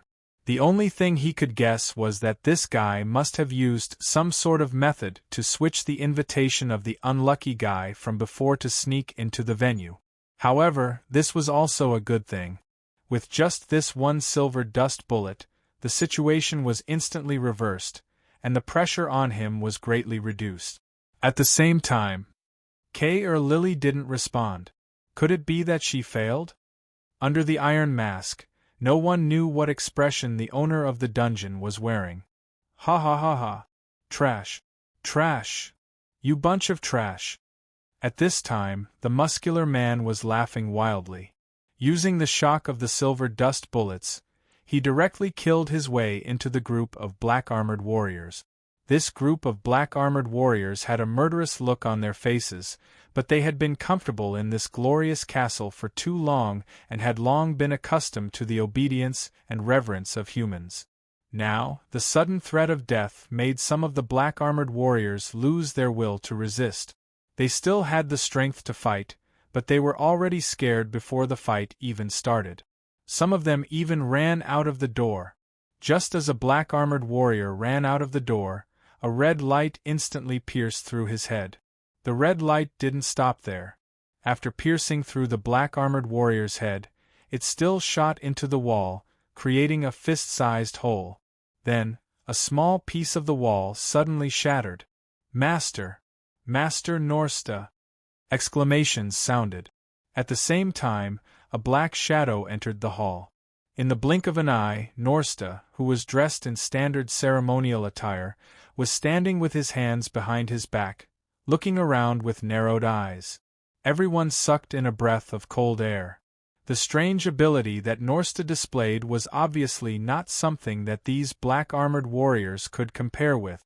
Unparalleled speed, strange black shadow, terrifying red light, and terrifying pressure that made people's hearts beat violently just by standing there. Is this the legendary horror of middle-level vampires? Norsta looked around and finally his gaze fell on the muscle-bound man.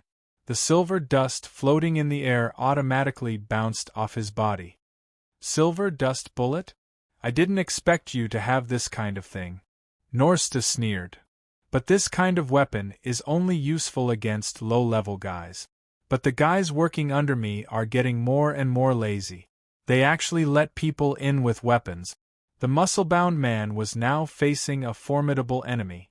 He raised his mechanical arm equipped with the silver dust bullet and aimed it at the terrifying enemy in front of him. But the moment the muscle-bound man raised his arm, Norsta's figure flashed and directly grabbed the muscle-bound man's throat. This speed! He was instantly horrified. At this moment, bang bang bang, 3 strange sounds were heard. Norsta snorted coldly. His figure flashed and his arm stretched out horizontally. 3 thumb-sized silver bullets stuck to his arm and spun wildly. Finally, the bullets lost their momentum and fell to the ground. Norsta narrowed his eyes and looked at the silver bullets on the ground. Then, he raised his head and looked in the direction where the bullets came from. There, the owner of the dungeon was holding a bronze-colored weapon that looked like a gun. The 3 consecutive shots didn't cause any damage to Norsta. The owner of the dungeon walked out again and aimed at Norsta. But Norsta just sneered. He couldn't help but look at the owner of the dungeon and the neighborhood leaders who were resisting. He clicked his tongue and said, "It seems that I've been too lax in paying attention to God Bless City recently." "You're too arrogant," the owner of the dungeon said calmly. "That's because you don't understand my power." Norsta chuckled. Even the powerful God-blessed church was defeated. They can only curl up in a corner and struggle to survive. Do you think that you can defeat me with just these weapons that even the God-blessed church's warriors used? Naive. There's nothing to say now. Mr. Allen, let's fight. One of the street leaders bellowed. In his hand, he was also holding a gun that could fire silver bullet. Bullets poured out one after another. Norsta wasn't afraid at all. His body turned into a black shadow. The shadow split and turned into hundreds of bats that rushed toward the crowd. The owner of the dungeon focused his eyes. He reached behind him and pressed his hand on his waist bag. He seemed to have been prepared. However, at this moment, a soul-stirring roar suddenly sounded in the hall. A feeling that was far more terrifying than when Norsta appeared filled everyone's eyes. Someone was coming from the entrance of the hall. Under this roar, hundreds of bats fell down and returned to Norsta's original form. Norsta's face was pale. His fangs protruded out of his mouth. Facing the direction of the roar, Norsta was resisting something with all his might. He roared in a low voice, but his body was trembling slightly. He even hugged his head with both hands, showing extreme pain and confusion. In the end, Norsta couldn't do anything and knelt on the ground. Earl. At the exit of the passage, a barefooted man with messy hair slowly walked out. He had a pair of demonic red eyes. Behind the man, there was a young girl wearing a tight black leather jacket. Behind the young girl was a group of dejected black-armored warriors who looked pale as if they had been sentenced to death. At this moment, a few of the street leaders quietly gathered around the dungeon master and looked at this sudden situation in bewilderment. They had been oppressed for so long that they had gone crazy. Therefore, when the owner of the dungeon called for them, they didn't think much about it and agreed to this operation. However, when they were about to face the current owner of the City of God, Earl Rose, they weren't as excited as they were when they first answered the call. Norsta, this doesn't seem to be the death arena. Earl Rose's eyes were still red, but his voice was calm. Norsta was completely oppressed by the nobles, and he was drenched in cold sweat. Earl Rose, I can explain this. No need. In order to save time, I've already asked on the way here. Countess Rose said calmly, your subordinates are quite cooperative. Norsta's expression changed drastically. He gritted his teeth and screamed against the suppression of the nobles. Then, he turned into hundreds of bats and rushed toward the window on the upper floor. Rose Countess sighed. She stretched out her hand and pulled. Then, she pulled the hundreds of bats down from the air. Then, Rose Earl's figure flashed out. Among the hundreds of bats, she directly reached out and grabbed one of them. Then, she forcefully pressed it to the ground. Boom! More than half of the floor in the hall shattered. The bats disappeared one by one, and Norsta's body sank into the broken floor, twitching non-stop. Spare me. Nosta looked at Rose Countess weakly, his eyes full of pleading. Norsta, you're not under my direct command. You were sent by the dynasty. However, as an upper-level earl, if I want to kill you, no one will dare to say anything. So be it. Earl Rose sighed slowly. Do you understand? Norsta's face turned ashen. Rose Countess tapped Norsta's forehead. A blood-red mark appeared, and Norsta's face turned ashen. His body withered a lot in an instant.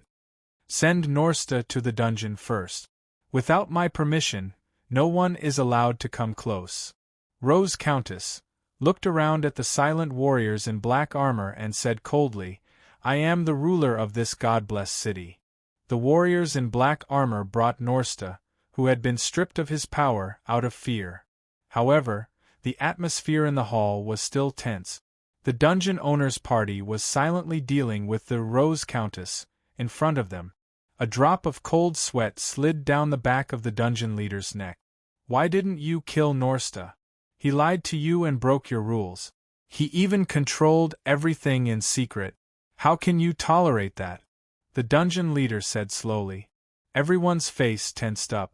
No wonder he was the instigator of this operation. It's my business whether I kill him or not. Earl Rose frowned and looked at the man in the iron mask. It's also my business how I deal with him. I'm the ruler of God-blessed city. This ends here. You can go back. Go back? Everyone was stunned and looked at this, Count Rose in disbelief. I don't plan to be enemies with humans, Earl Rose said calmly. Earl said calmly, from now on, there will be no more so-called selections. Everything will return to the original death arena. Everything will follow the original rules. I will attend every selection in the future. That's all. You can go now. Guards, send the guests out. Hearing this, the black-armored warriors braced themselves and stepped forward. But no matter what, if the Count did not pursue the matter, it meant that this matter was likely to be over. The warriors in black armor heaved a sigh of relief. It seemed that only the instigator, Lord Norsta, would be punished. Who is the owner of the dungeon here? Rose Earl suddenly asked.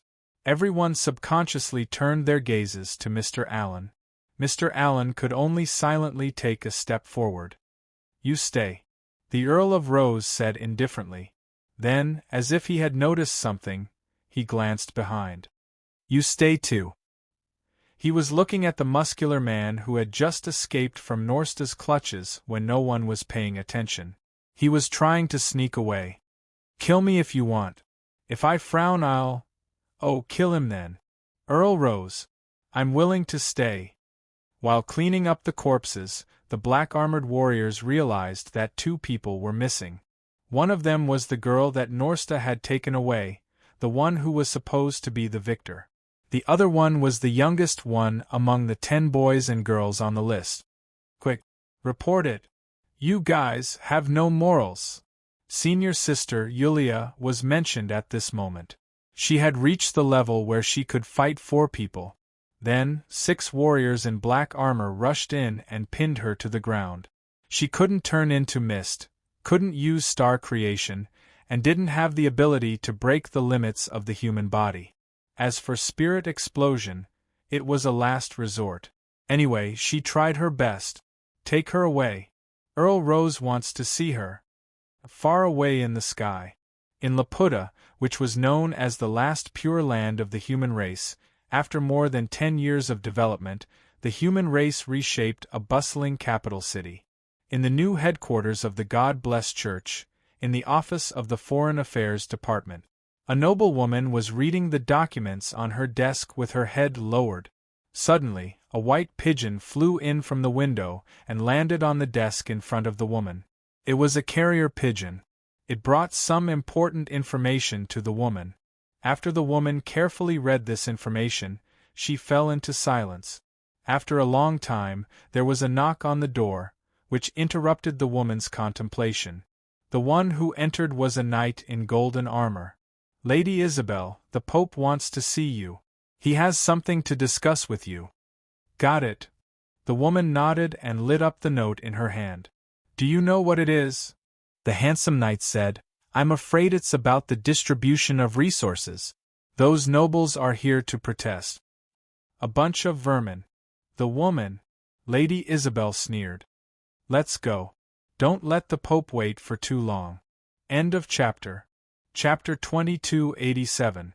The golden-armored knight silently followed behind the woman, blindly following her every step. She was a woman with a very high authority in the new church. Ever since the humans retreated from Laputa, a large number of new nobles had emerged among the survivors in just a few decades. Miss Isabel was one of the best among these new nobles. Not only was she beautiful, but she also had amazing skills. Other than that, she was also fatally attractive to both men and women. However, such an excellent woman was still single, even though the number of suitors could line up all the way to the city gate. Lady Isabel, please. In front of the Pope's study, the guard respectfully welcomed Isabel into the room. She looked at the old man inside. He looked like he had one foot in the grave. No matter how you looked at him, he didn't look like he would live for more than a few days. However, he managed to stay alive until today.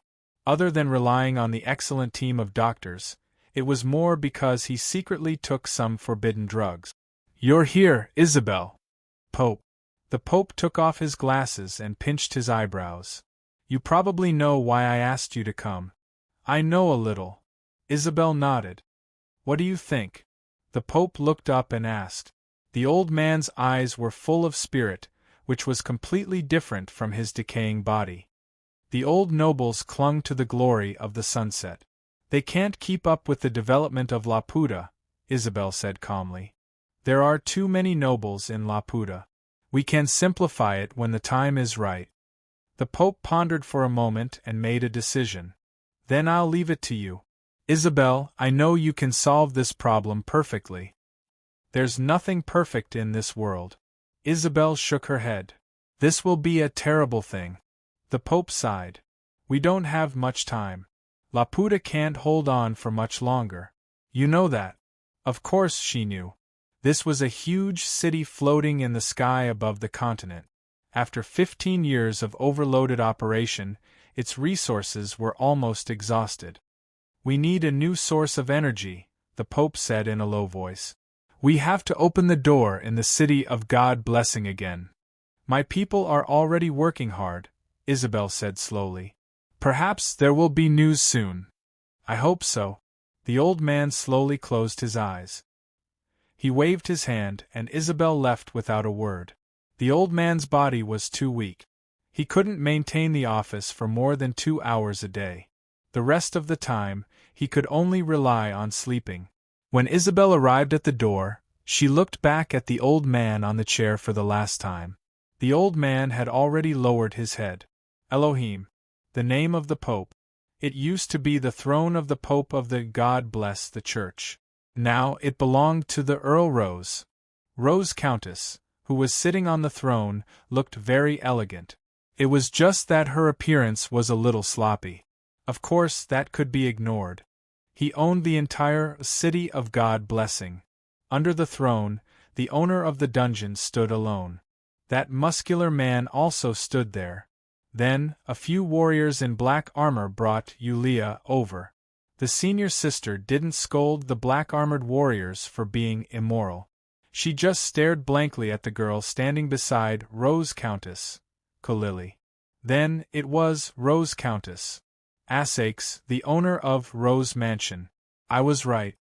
Rose Countess, who was sitting on the throne, held her chin and tapped her temple with her fingers. The atmosphere in the palace was very quiet. Her eyes suddenly fell on the owner of the dungeon. Your name is Alan? That's right. The owner of the dungeon stood up. Rose Countess frowned and said slowly, I heard from my men that you once called yourself a vampire hunter. The owner of the dungeon, Mr. Allen, didn't say anything and turned his head away. Rose Countess shook her head and said, I don't know if you touch the inheritance of a vampire hunter, but you are definitely not D. The owner of the dungeon looked back. The iron mask completely covered his expression, but it couldn't hide his narrowed eyes. Rose Countess sighed and said, I can give you a chance to live. As long as you remove the mind-rewriting spell on K. Air Lily. I can let bygones be bygones for what you plan this time. How can you guarantee that? The owner of the dungeon was silent for a while and asked tentatively. No promise. It's up to you. Rose Countess said calmly, I can also remove the mind-rewriting spell. It will only take me a few days. If you don't want this chance to live, then take her down, send her out, and execute her outside the square as a warning to others. Instantly, a group of murderous black-armored warriors walked toward the owner of the dungeon, Mr. Allen. Boss Asakes has changed. Senior Sister Yulia couldn't help but blink her eyes. This guy is no longer the salted fish that he used to be. Now, he looks like a domineering CEO. However, his decisiveness in doing things is similar to that of Ms. Maid in the shop. Prepare some materials for me, the owner of the dungeon said in a deep voice from his heart. Take him down first. Rose Countess waved her hand. Satisfy his request. 2 black-armored warriors grabbed the owner of the dungeon with both hands and quickly escorted him out of the main hall. Rose Countess's gaze finally landed on the muscular man. Name: Hercules. Never heard of it. Rose Countess tilted her head. Where did you find the silver dust bullets on you? The muscular man who called himself Hercules said simply, I found it in a ruin. It should be a former stronghold of the God-blessed church. Rose Countess's eyes lit up slightly. A stronghold of the God-blessed church? What else is there besides weapons? That stronghold has been severely damaged, Hercules said. Hercules said, there are only a small number of usable weapons. The rest are mostly useless. Rose Countess looked for a black-armored warrior. Then, she looked at Hercules and said, Wait, he will lead a team of warriors. Take them to that stronghold and bring everything back. Remember, everything, even if it's just a piece of scrap paper. Hercules, when you come back, I can pardon your sins and let you continue to live here. Really? Hercules's eyes suddenly lit up, and he seemed to be pleasantly surprised. Rose Countess said, Before you leave, send your family, friends, or one of your subordinates to me. When you come back, I will pick them up. Hercules's face suddenly became a little embarrassed. You can leave too. Rose Countess waved her hand again, and she was still quite decisive. When only Yulia was left, there were suddenly no more black-armored warriors in the hall. These black-armored warriors had been ordered to leave by Rose Countess. Rose Countess suddenly asked after a moment of silence, Do you know who I am?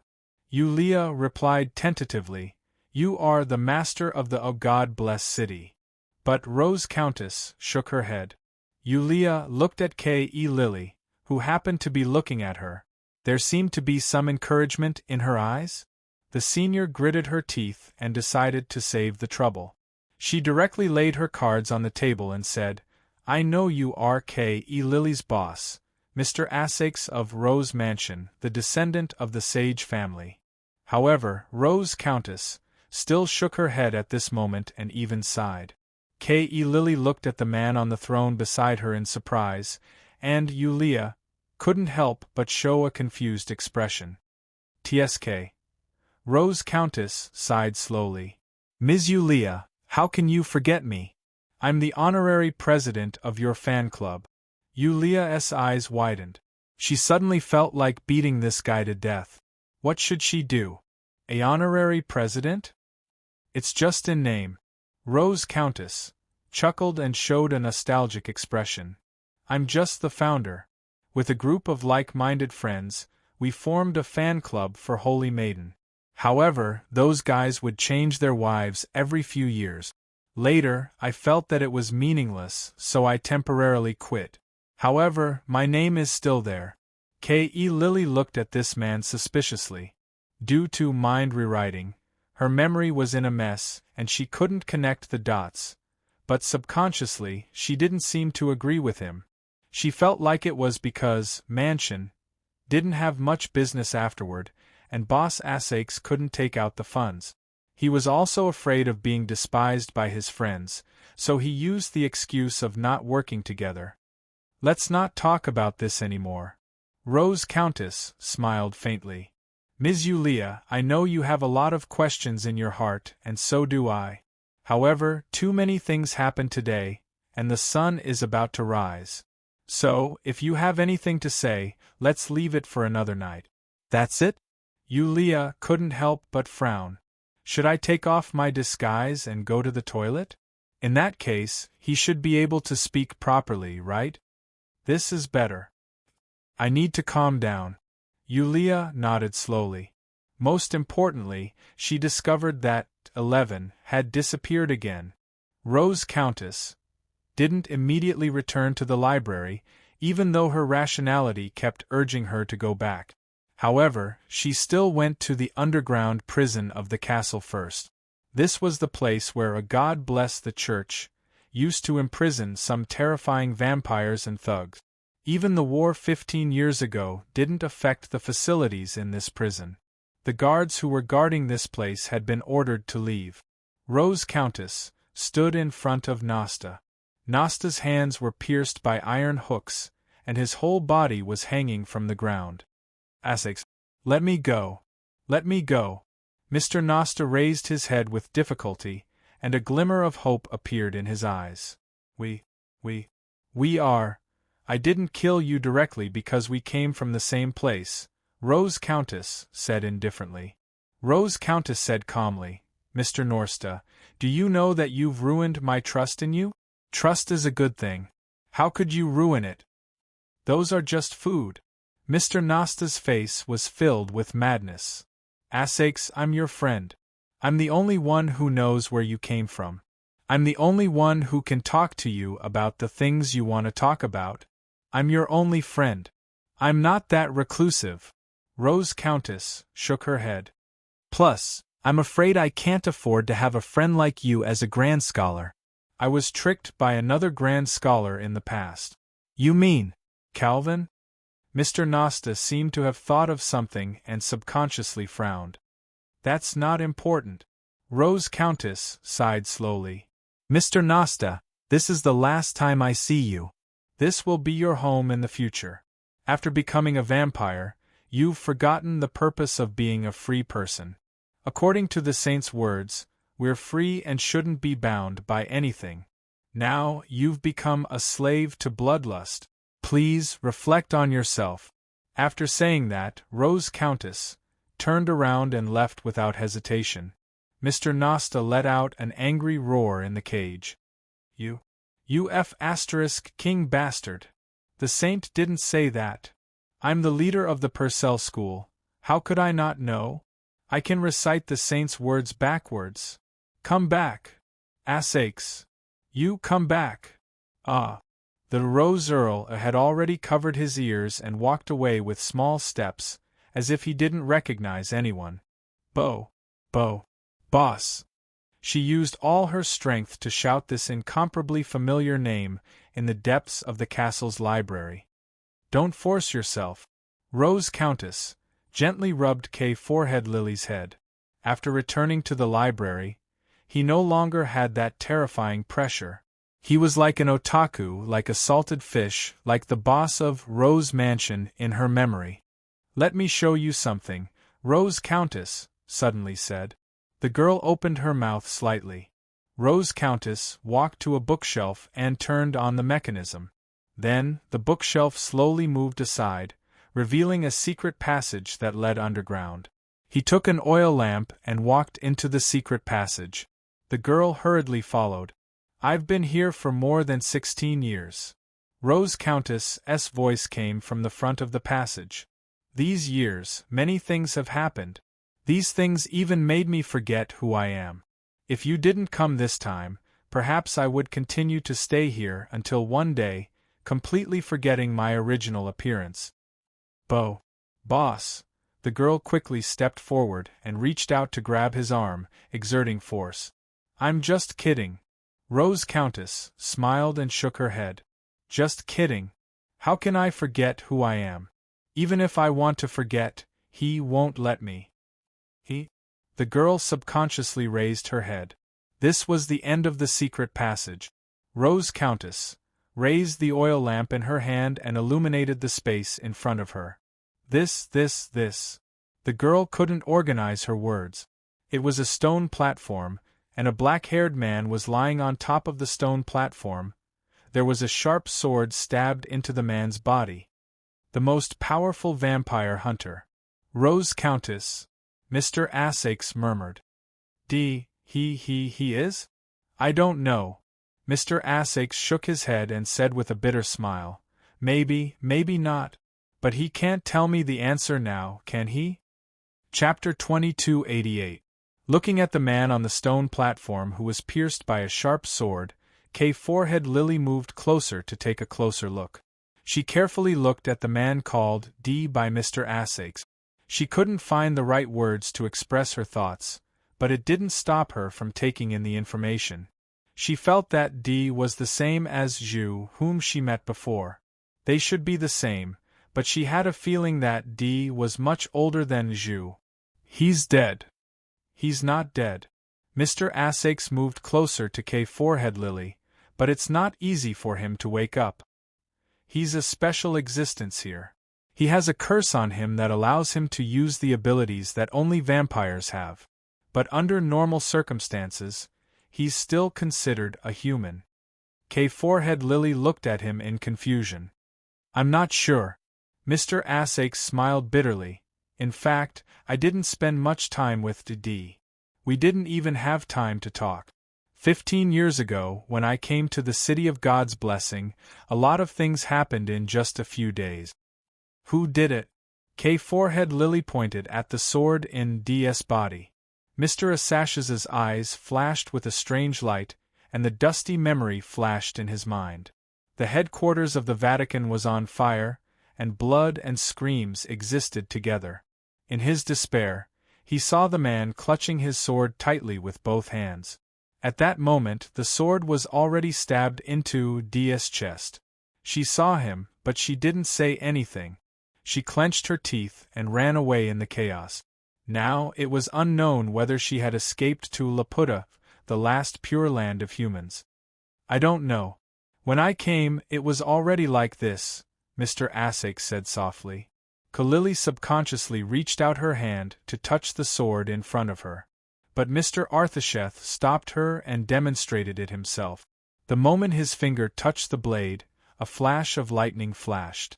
When he turned around, one of Asakes's fingers had been blasted into a bloody mess. Boss! It's okay. It's just a small wound. Mr. Asakes shook his head. The bloody finger was recovering at a speed visible to the naked eye. He sighed and said, All these years I've been trying to pull the sword out of D's body, but I couldn't find a way. They left the secret room in the library where D was kept. Forehead Lily felt a little more relaxed, as if she was far away from the secret. But as long as Mr. Asakes was by her side, she would always be able to feel safe. It had nothing to do with whether or not Mr. Arthasheth had become a vampire, or whether or not he had great power. All these years, the instinct of being a vampire has been eroding me. Mr. Asakes sat down and looked at the hazy white light in the distant sky through the curtain. Now, just looking at the morning sun is a luxury.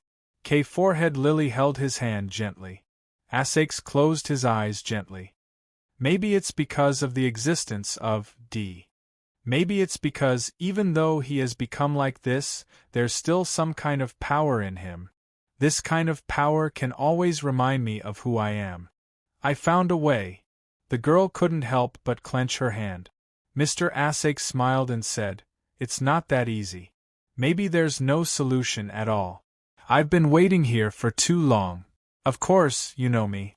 I'm not the kind of person who will give up easily. Forehead Lily nodded silently. I'm sleepy. I'll sleep and wake up at night. Mr. Asakes said slowly, I've already given the order.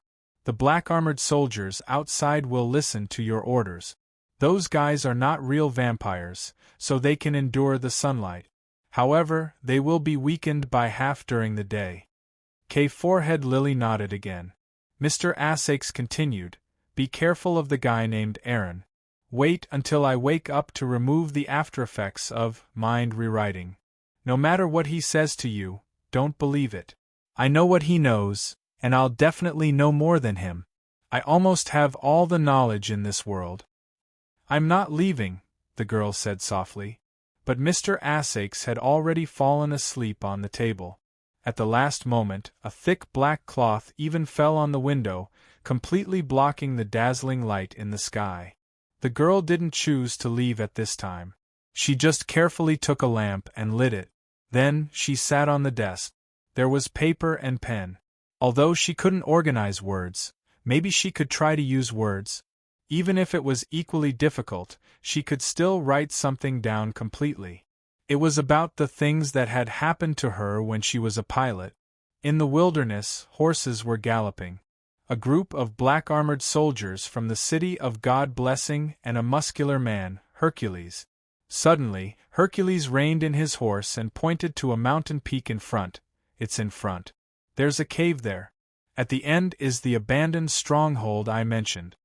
The leader of the black-armored soldiers looked at Hercules with a blank expression, then waved his hand and said, "Go in alone to investigate." In an instant, a black-armored soldier rushed out. The rest of the black-armored warriors rode their horses around Hercules at this time. "I've already surrendered to your count," Hercules said helplessly. "Buddy, you don't have to do this, right?" The black-armored soldiers didn't speak. They just wanted to carry out their mission. They didn't have any other thoughts. They had been instigated by Norsta and had committed a capital crime. Now, Rose Earl didn't pursue the matter and only punished Norsta. They were already grateful that they could survive. As for their bloodthirsty instincts, they didn't have the mood to think about it now. Hercules frowned and said, "In the end, I rebelled against you because Norsta went too far. Now that the Count is willing to appear, I've set things right. If the city of God Blessing can let people live, I won't have any bad intentions. I hope you remember what you said," the leader of the black-armored soldiers replied indifferently. This muscular man was really king talkative guy. Along the way, Hercules didn't stop talking. He kept looking for opportunities to talk to the others. "Report." The soldier came back. "There's indeed an abandoned stronghold inside, but there aren't many things left. The Count said to take away even a piece of scrap paper," the leader of the black-armored soldiers said directly. "Hurry up. We must return before dark." "Yes." As he spoke, the black-armored warrior leader used an iron chain to tie Hercules to a large rock. Then, he began to move Hercules into the cave. "Hey sir, I can help too. I'm familiar with the way inside," Hercules shouted calmly. "It may be dangerous. I've warned you." But no one paid attention to him. Hercules narrowed his eyes and sat down cross-legged. He quietly unscrewed his mechanical arm and took out a palm-sized wooden tube. When the tube was unscrewed, a small pigeon slowly poked its head out. "Chirp, chirp, little baby, quickly return to your master's side." Suddenly, a scream came from the depths of the cave. Hercules leaned against the big rock with his hands as a pillow. He was humming something. After a while, a group of people in black armor slowly walked out of the cave. They were no longer the same group of people. The treatment was undoubtedly the best. At the very least, it was the best treatment that could be provided in this environment. Senior sister, Yulia, was in a trance at this moment. She was sitting in front of a dressing table and had changed her clothes. There were even 2 maids waiting on her. The black-armored soldiers in the castle also became well-behaved and respectful. This was probably an order from Countess Rose. "How long have you been here?" Senior sister, Yulia, asked the 2 maids who followed her closely. "I've been here for more than a year." "She was a bit later than me, but it has been more than half a year, Miss Yulia," the maid replied softly. Senior sister, Yulia, asked, "Does your countess have to sleep during the day?" She has always been like this. The maid nodded. During the day, the Countess hibernates in the library. Senior sister Yulia asked curiously, she just sleeps like this? Isn't she afraid of danger? I mean, she should find a secret place or something like that. The maid said, I heard that she's just sleepy. But once she's stimulated a little, she'll wake up immediately. Furthermore, without Milord's permission, those people outside wouldn't be able to stay here. Senior sister Yulia fell silent.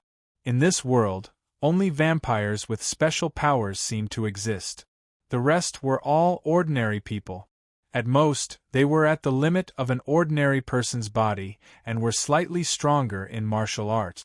However, such people could only fight against vampires with special weapons. Low-level vampires or half-finished products like the black-armored soldiers. Those who were slightly stronger, such as Nastas, were practically unbeatable. Were those at the level of Rose Earl already considered outside the realm of martial arts? But if the two sides were so unequal, how did the God bless the Church suppress vampires for hundreds of years? By the way, do you know where Master Nasta is now? Senior sister Yulia suddenly asked. The two maids looked at her suspiciously. The senior sister smiled and said, I almost died in Nasta's hands, so I'm a little concerned about his fate. Master Nasta is locked in the deepest part of the dungeon, the maid said slowly.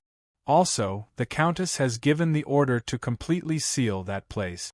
No one is allowed to open it. Ms. Yulia, don't worry. I'm afraid that Master Nasta won't be able to come out. After all, he did those things that offended the Countess. That's good, that's good. Ahahaha, I'm relieved. By the way, do you have anything to eat here? Senior sister Yulia blinked and said, I'm talking about food that's suitable for me. Don't worry, we're humans too. The two maids smiled and said, There's normal food here and there's a lot of it. Please wait a moment. Senior sister Yulia lightly nodded. It wasn't until the two maids left that she leaned against the door. After confirming that the footsteps were far away, she walked around the room carefully. Senior? Senior sister Yulia lowered her voice and called out. There was no response. Senior, I know you're here. Come out, don't hide. Senior sister Yulia called out again. There was still no response. I see you. Senior sister Yulia sneered. You still don't want to come out? If you don't come out, I'll call for help. I'll call for help. Still, there was no response. She couldn't help but hug her arms and sit on the big soft bed. Her brain wasn't enough to process all this, so she started rubbing her head with her hands. Suddenly, she opened her eyes. Hercules! I remember now. Senior sister Yulia couldn't help but exclaim, Isn't this the person who completed the 12 trials and sculpted countless exposed little breasts? Is this the statue's exposure maniac? It can't be so coincidental. Senior sister bit her finger in surprise. It's probably just the same name? At this moment, the door of the room suddenly opened. The door was opened, but no one came in. Senior sister Yulia frowned and walked to the door suspiciously. Then, she opened the door completely. However, there was no one in the corridor outside the door. What happened? Senior sister Yulia froze. Did they want me to sneak out? Then, I'll just sneak out. After all, Mr. Asakes seems to be an LSP. With the character Yulia, it shouldn't be a problem. It was a combination of steam and machinery. It was a ship that could move in the sky. At this moment, it was landing in the wilderness. The monsters wandering on the ground were instantly attracted to it. However, as soon as they got close, rays of light shot out from the spaceship directly penetrated the monsters' bodies. Elimination complete. Landing. Landing complete. Entering stealth mode. Send out scouting knights. A series of orders came out from the pilot's cabin.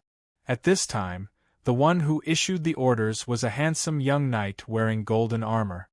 Hell, how long has it been since you set foot on this land? A woman's low voice slowly sounded behind the young knight. He quickly turned around and looked at the woman who was really controlling the spaceship almost obsessively. 3 years ago, I had a mission to collect information, so I came here once. Really? The woman chuckled. I haven't landed for 15 years and 6 months. Hell, accompany me to get off the ship.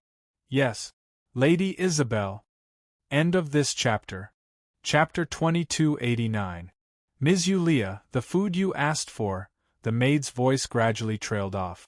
The curtains on the bed had been drawn down, and they could only vaguely see a covered figure. Since this was an important guest of the Count, they didn't dare to disturb her. Maybe she's too tired. Yeah, after all, so many things have happened, it wasn't like that. In just one night, Mr. Norsta lost his power and was punished by the Count. He was sent to the dungeon. Now, in the castle, the black-armored warriors were still in a panic, let alone these lowly maids. Not daring to disturb her, the 2 maids slowly left the room. They could only wait outside the door for the guests to wake up. They were people who survived the vampires. Although they had to contribute some blood from time to time, their lives were much better than before. Not everyone was unwilling to be enslaved. Hey, that's just a pillow, right? Yes, some people's lives were just lives. They could only live on. She should have discovered it by now. Yulia quietly muttered to herself. At this time, she was following a certain mark. She felt that the mark she set up before leaving couldn't be hidden for long. However, this castle was too big, and she didn't have the ability to turn into mist and pass through walls, so her efficiency was greatly reduced. Moreover, she had to avoid the black-armored warriors patrolling the castle as much as possible. She didn't know who opened the door to her room. It was most likely the missing senior, 11. However, after thinking about it carefully, Madanzo didn't seem to have the need to use such a method. Therefore, the purpose of opening the door to let her out was very obscure. Moreover, after leaving the room, the mark that guided her appeared. She didn't have to be too careful of the patrolling black-armored warriors. The existence of the mark seemed to have planned a safe route for her until she arrived in front of an iron door. This seemed to be the way to the underground of the castle. The dungeon? The iron door was slightly ajar. Yulia gently pushed open the iron door and poked her head in. There were no guards inside.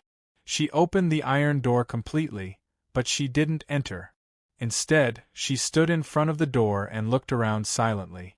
3 seconds later, senior sister Yulia chose to turn around and leave, at the speed of lifting her skirt and running away. Do you take me for a fool? I'm a witch who can push her curiosity to the ground. D failed? In the depths of the dungeon, Lord Norsta, who was hung up with an extremely pale expression, couldn't help but become absent-minded. A black shadow was currently outside the cage, hidden in the shadows. How could it fail? I told you to lure her in. The Earl has regained control of the castle. You should know that I can't do much. This is already the limit.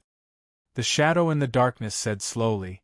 That woman walked all the way here, but left right outside the door. She's too careful. I don't care. You have to bring her to me. I'm sorry. I've already said that I'll only help you once. The shadow in the dark said indifferently, I've already seduced her according to your request. In the end, she wasn't tempted. But I've done what I promised you. Is this how you treat your master? Norsta's gaze was fierce. My master, I'm honored that you chose me among all the black armors and made me a true vampire, the shadow said indifferently. But this also keeps me in the darkness forever. I don't even dare to appear in front of the Earl. I'm afraid that he'll find out that my bloodline comes from you. You're already a sinner. As someone who has your bloodline, I'll never be able to see anyone. I really have to thank you for that. You think I'll be imprisoned here forever? Norsta sneered. You don't understand. Everyone doesn't understand my relationship with Asax. He won't really kill me. He'll let me leave this place sooner or later. Think about it.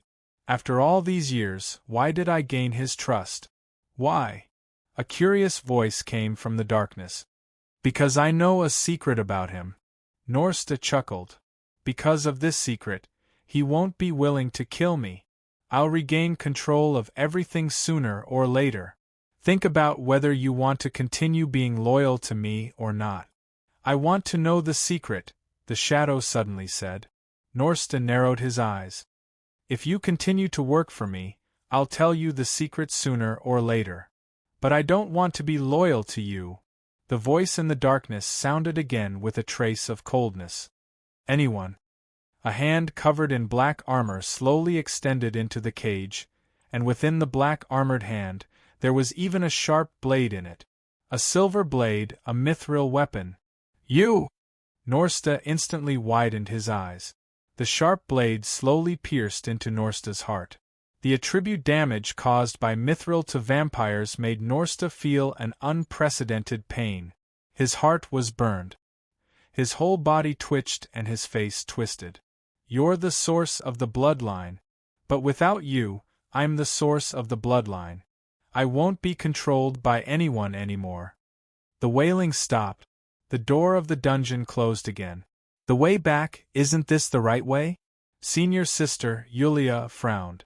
She didn't go back the way she came from according to the mark. Instead, she chose another path. Obviously, she had taken the wrong path. Stop. Who's there? A voice suddenly appeared behind her. Yulia was startled, but she maintained a calm expression and slowly turned around. A warrior in black armor appeared behind her. He had a helmet in his hand. His skin was pale, his face was delicate, and his hair was short and white. He was a man, but he had an appearance that women would be jealous of. He was too feminine. This was Yulia's first thought. She said in a low voice, I want to return to my room, but I seem to have taken the wrong path. The structure of the east and west wings of the castle is the same. It's completely symmetrical, the warrior said indifferently. Ms. Yulia, your room is in the west wing. This is the east wing. You are? You know me? I'm Griffith, one of the captains of the Black Armor Warrior Squad. The white-haired man smiled and bowed. Of course we know you. You're the honorable guest of the Earl. The Count has already given the order to treat you with absolute respect. Yulia blinked her eyes and said cautiously, That? Mr. Griffith, can you take me back? Of course, it's my honor, the captain of the Black Armor Warrior Squad said very politely. She tried her best to get some useful information out of Griffith. Mr. Griffith, do you know when the Earl usually wakes up? Sorry, I rarely enter the castle. The Earl has always been taken care of by Mr. Norsta, so I'm not very clear. Mr. Griffith, how long have you been here? It should be a long time. After all, you're already a captain. You're really amazing. I've been here for a long time, but there are many excellent warriors in the castle, and many of them are stronger than me. I'm just an ordinary one. By the way, Mr. Griffith, I have a friend who also participated in this selection. He's not old, about 11 or 12 years old. But too many things happened last night, so we got separated. Have you seen him?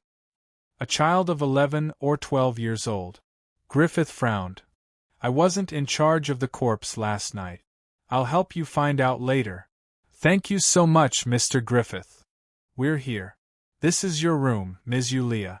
The feminine and even handsome man pointed to the room in front of them.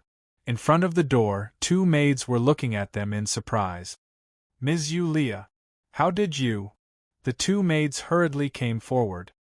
They didn't find him? Yulia opened her mouth in surprise, and then she casually made up an excuse. At this time, Griffith also said goodbye. He didn't stay, but before he left, he said that he would pay attention to the missing child. Before Yulia entered the room, she quietly glanced at a corner of the corridor. The mark was gone. In the library, Rose Countess sat with an awkward expression. The situation was like this. The girl who was engrossed in writing something suddenly thought of something and walked over. She directly pulled his ear and pulled him up. Lily, listen to me. The girl slammed a piece of paper with a message on it onto the table with great force. A man's mouth, a liar. Liar! What did he say before? In order to prevent herself from being eroded by her bloodthirsty nature and to maintain her fragile sanity, she didn't dare to close her eyes to sleep for more than 10 years. She was afraid that she would no longer be herself when she woke up. Lily was so heartbroken at that time. She wished that she was the one who suffered. But now? After saying a bunch of sentimental words and tricking the little maid in the mansion into tears, this guy fell asleep. Asleep. Asleep. She finally reacted. Humph. The little maid crossed her arms, sat on the chair, and turned her face to the side. I can really explain, but it's not clear. But look at the dark circles under my eyes. It's definitely not a lie. I really haven't had a good night's sleep in the past decade or so. Arthashis smiled bitterly and said, But look at my dark circles. The little maid still didn't turn her face. The sunlight will weaken me. Mr. Asakes shook his head and even opened the curtain. It was already noon and the sunlight was fierce. The sunlight shone on him, and his skin instantly emitted a lot of smoke, accompanied by a sizzling sound. Lily's face changed slightly, and she blurted out worriedly, Don't. Mr. Asakes instantly closed the curtain. Lily looked at him with grievance. Mr. Arthashis coughed awkwardly, and the burned skin on his body gradually recovered. He looked at the manuscript on the table and asked, What's written on it? Lily frowned, but still said after thinking for a while, Experience. Your previous experience? Mr. Asakes quickly picked up the paper and said in surprise, Oh right, there's such a thing. The little maid of Rose Mansion suddenly rolled her eyes, helplessly looking at this guy who was either smart or an idiot. She suddenly realized. Suddenly, she felt as if she had returned to the days when there were only her and Mr. Asakes in Rose Mansion. He was always so unreliable, living a carefree life. Nothing changed. A smile quietly appeared on the girl's face. Mr. Asakes read the experience in his hand, and his face gradually became serious. He looked at Lily several times and then read it again. There are other worlds? How is this possible? No, if this is the case. No wonder. That day there were so many people who were swallowed by the black mud, but in these 10 years, I only met a few. So, suddenly, Mr. Asashes's face slightly changed, and his whole body froze. He looked at Lily in shock and hesitated. Lily, is the thing about Ludic true? The girl nodded silently. Mr. Arthashis sat down weakly. Is that so? That guy turned into a monster and disappeared? He rushed out, where did he go? Outside the crack? What is this? Boss. The girl walked to his side and patted him on the shoulder. Mr. Asakes took a deep breath and shook his head. That guy is a scourge, I don't believe he will die like this. Don't worry, I'm fine, I can handle it. The girl nodded with an encouraging look. Wow. Unexpectedly, Mr. Asakes suddenly hugged the little maid in front of him, buried his face in her chest, and cried while crazily washing his face, I can't handle it! Ludic, you died so miserably. So miserable. I can't handle it. I can't handle it. Pa dash. Cough. Nothing happened to Rose Countess's face. This body's recovery ability was strong, how could there be a bright red palm print left on it? At this time, the girl had already hidden under the bookshelf in the distance, and looked at him with vigilance. Mr. Asakes awkwardly coughed twice, and when he was about to say something, there was a light knock on the door outside.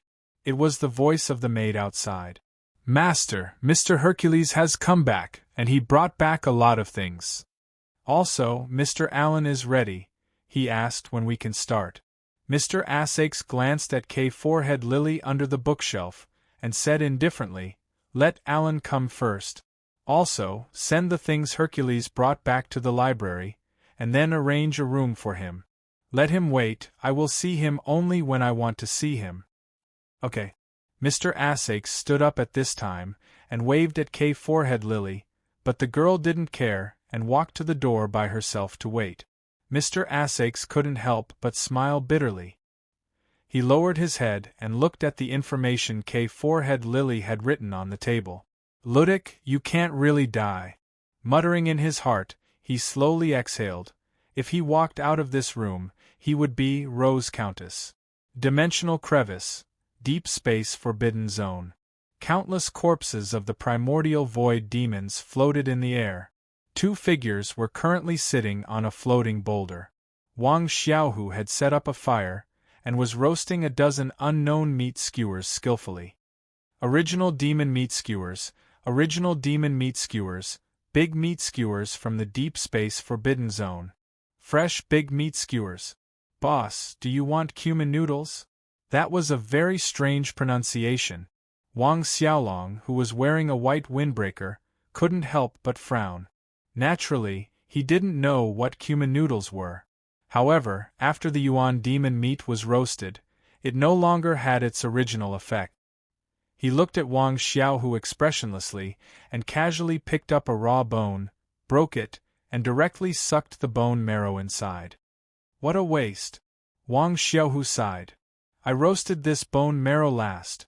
As he spoke, Wang Xiaohu hit Wang Xiaolong on the head with an iron fist. Wang Xiaolong's neck was instantly twisted. He straightened his hands, and after touching a smear of bone marrow grease on his lips into his mouth, he didn't speak anymore, and sat there in a daze. At this moment, Wang Xiaohu suddenly narrowed his eyes, and directly flung out the meat skewer in his hand, the meat skewer that had been polished from a stone. In the deep space, a ray of light shot out like a shooting star, and directly broke through the void original demon corpses floating around. End of chapter. Chapter 2290. Deep Space Forbidden Zone. 2 powerful beings were currently hiding in the carcass of a dead void original demon. They were from an organization that specialized in selling all kinds of information, the Secret Society, which had recorders in the large quantum world. What they needed to monitor were 2 special targets. The source of the information was an anonymous lone traveler. The monitoring this time was mainly to determine the value of the target so that they could reward this anonymous lone traveler. This could be considered a very easy job, especially since they were very good at concealment technique. What's that? Light, no meteor?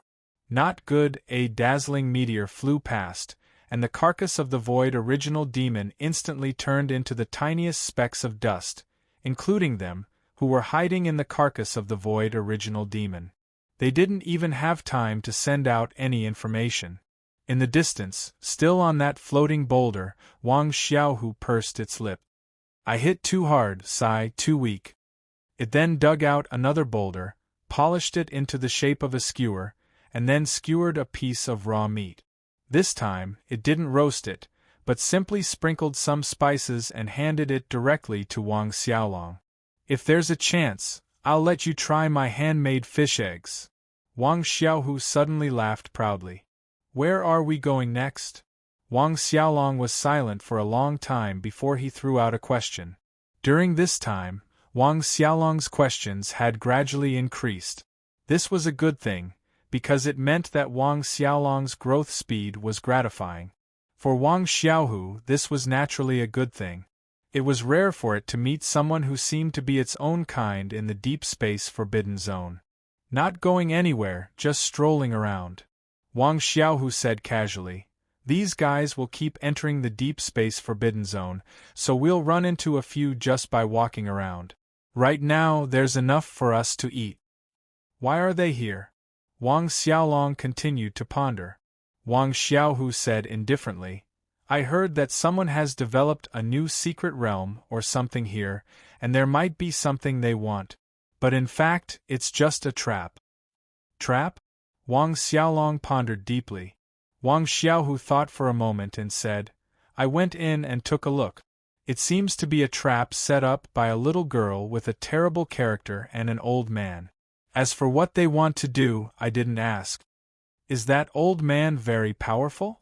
Wang Xiaolong asked subconsciously. That old man is trash. The dangerous one is that little girl. She is completely mentally ill. Wang Xiaohu said, Who cares? No matter what they want to do, isn't it enough for them to bring us food? If we want to get rich, we have to develop first. Wang Xiaolong nodded. I just remembered a place that has something we need. Where? Wang Xiaohu's interest was piqued. Holy Light Kingdom. Wang Xiaolong said slowly. Where? Wang Xiaohu's eyes lit up. I can't remember. Wang Xiaolong shook his head. My stupid Odudu. Wang Xiaolong felt that it was time to show his authority as a big brother. After eating the skewers in his hand, he hung Wang Xiaolong up and gave him a good beating. This was the daily life of the Longhu brothers in Deep Space Street. God-blessed city.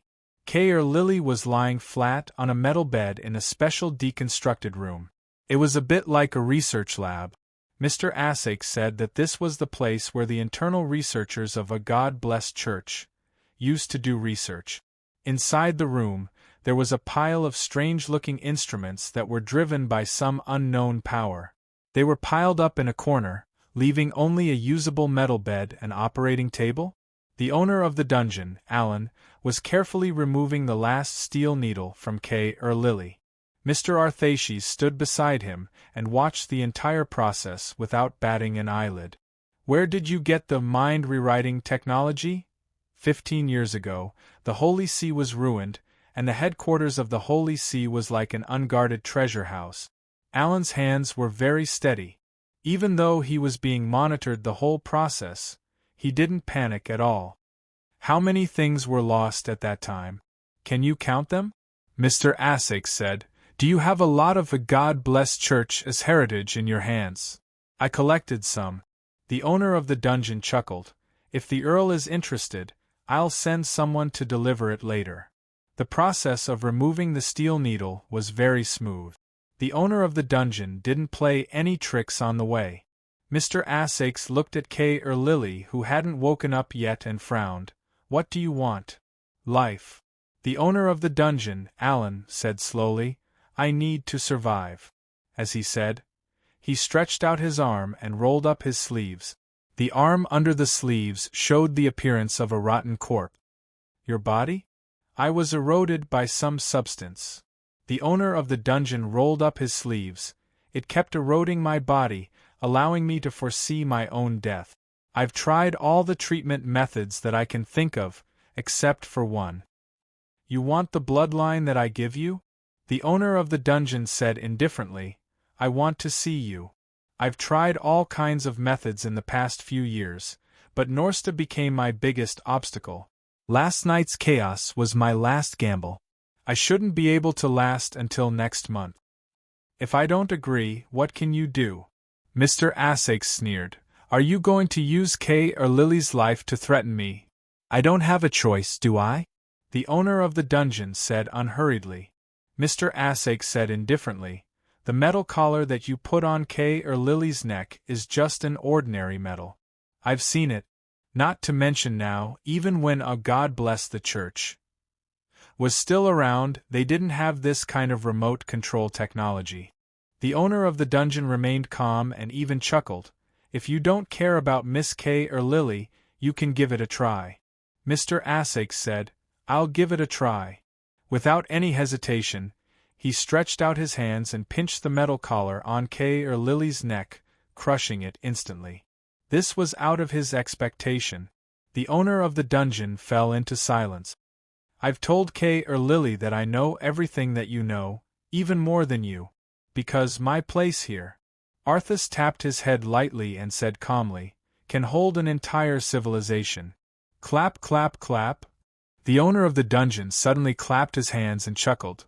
Have you ever thought about what if it really explodes? Of course. Mr. Asakes raised his hands indifferently. I've covered this place with a special power. Lily's body also has my power. Even if it explodes, it won't touch her. This is what you want, power. You didn't expect it, did you? You're stupid. I have a cheat. The owner of the dungeon slowly sighed. He took 2 steps back and then slowly knelt down on one knee. I will be your most loyal servant. During the time when you don't care about government affairs, a God-blessed city is very stable under my rules. I've already shown my value. Kneeling for survival? This should be a proud guy. From his performance, there was no doubt about it. But now that he knelt down, it seemed to be enough to prove that he had reached a dead end. Everything seemed to be very reasonable. The air was quiet. The owner of the dungeon, Alan, lowered his head and didn't move. But Essex could hear his heartbeat. The heartbeat was beating with a trace of nervousness and uneasiness. Something is corroding your body. Only then did Alan slowly raise his head. It's something called myriad essence. Universal essence? Mr. Essex frowned slightly and said calmly, "How did you get it?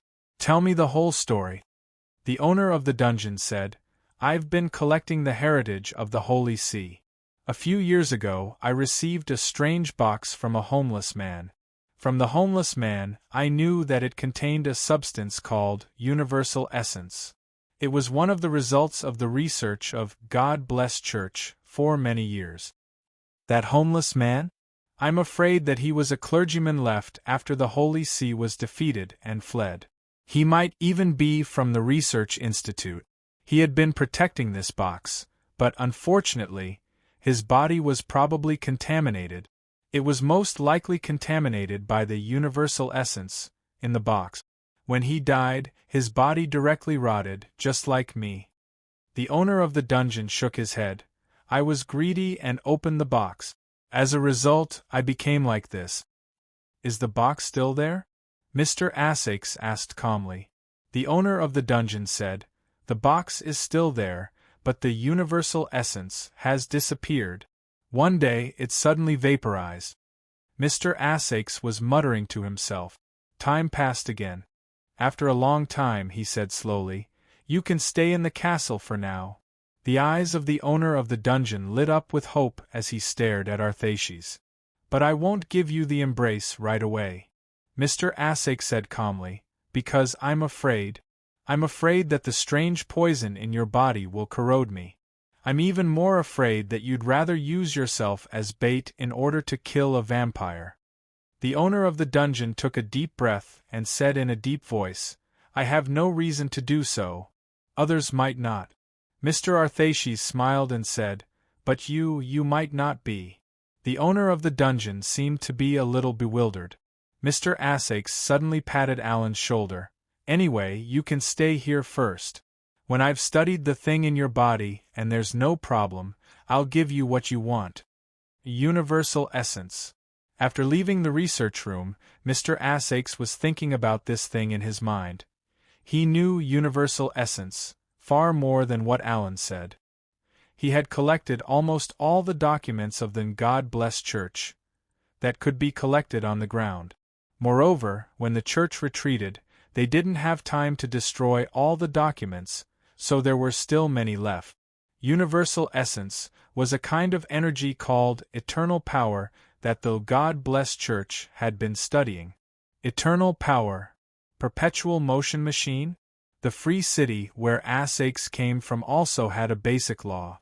Perpetual motion machines didn't exist at all, and even he, a slacker in the capital of Freedom Academy, knew about it. It was impossible to create such a thing. However, according to the documents left by the God-blessed Church, they seemed to have made a major breakthrough in this research. They even vaguely mentioned that they were about to successfully create a stable, eternal power, a universal essence mother. It was a pity that the laboratory where the myriad essence or mother was made had been destroyed. Everything inside had been annihilated, leaving no trace behind. "Not good, Earl." Two black-armored warriors hurried over and knelt before Essex. "What's the matter, Earl?" "Lord Norsta. Norsta was found dead in the dungeon." The iron hook used for hanging was hovering quietly. On the cold floor, there was only a set of dirty clothes left. Mr. Essex was standing outside the cage at this moment. Norsta was dead. Moreover, it was a very deep death. This was something that he could feel, because there was still a huge will of despair, anger, and resentment left in the cage. These were the last remnants of Norsta's consciousness. "I'm sorry, Earl, it's our negligence. We didn't take good care of him. Earl, please forgive us." Behind him, a group of black-armored warriors knelt down in fear. "Negligence?" Asake said expressionlessly. "Didn't take good care of him? Do you think Norsta would commit suicide?" The black-armored warriors were terrified and speechless. "No, you know he wouldn't commit suicide." Asake shook his head. "You even know who killed him. You just don't dare to say it." The black-armored warriors couldn't help trembling. "Gather all the black-armored warriors." Asake waved his hand and ordered, "All of them. Kill anyone who doesn't come." The black-armored warriors stood up slowly. Asake said calmly, "Don't worry. No one here is the murderer. But if you can't gather all the black-armored warriors, you'll be judged as the murderer." They didn't dare to hesitate. They gathered all the black-armored warriors in the entire God-blessed city as fast as they could. In the dark cell, Mr. Asake suddenly sighed. "Is he going to die just like that?" "Well, it's a relief. Norsta, after you die, will your soul return to the free city? Will you be free?" Somehow, it seemed to be pushed to this place by a pair of unimaginable hands, in front of a broken high tower in the headquarters of the God-blessed church. This area was destroyed after the war 15 years ago. It wasn't repaired after the war. It was just left there, being eroded by the wind and rain. The moss was mottled. Madanzo couldn't help but frown. It slipped away during the chaos last night and then hid there.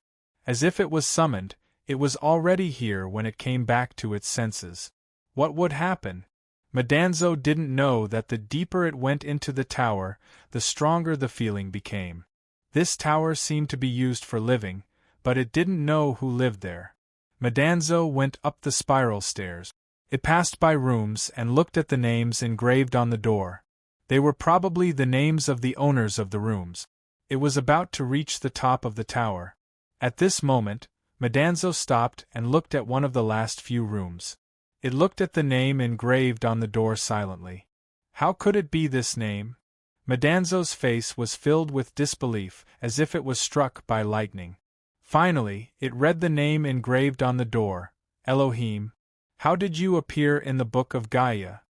It suddenly pushed open the door. Chapter 2291. She had never been so eager to find an answer. When the door of the room was pushed open, she held her breath. She stared. In the empty room, there was nothing else except for a few necessary and dusty furniture. It was extremely simple. This seemed to mean that the former owner of the room had long given up on the pursuit of comfort. Madanzo slowly walked into the room with a trace of anxiety. This was simply an empty room that had been abandoned for a long time, and there were no useful clues left behind. That made sense. Rose Count had an almost abnormal pursuit of knowledge. If there was anything left here, it would have been taken away by Rose Count long ago. In fact, all the rooms that Madanzo had opened on their way to the tower were almost completely emptied. What? Nothing left behind? No. She was not a person who gave up easily, so she began to carefully explore this empty room. She did not believe that the invisible force was just to let her find this empty room. Elohim was one of his names. As expected, Madanzo took a deep breath and moved the wooden bed in the room. On the wall that was covered by the wooden bed, Madanzo found a cross symbol. However, there was a dark red snake wrapped around the cross symbol. Madanzo seemed to be able to see the snake wriggling on the cross symbol. She could even see every scale on the snake. The snake raised its head and looked straight ahead.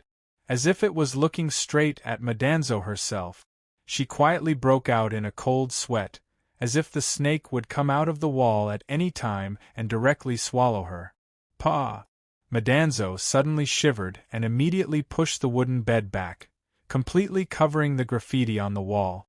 The strange feeling that came from the bottom of her heart gradually disappeared. At this time, her face was not pale, but she was slightly panting. She might know what the cross symbol represented. Perhaps it also knew what the big snake wrapped around the cross symbol meant. What are you thinking? Madanzo silently sat on the wooden bed and let itself enter a deep meditative state. It wanted to use this method to try its best to feel the original mood of the person who painted on the wall. Was it effective? Madanzo did not know whether it was effective or not. It was just a subconscious action. However, what Madanzo did not expect was that this meditation took up a day and a night.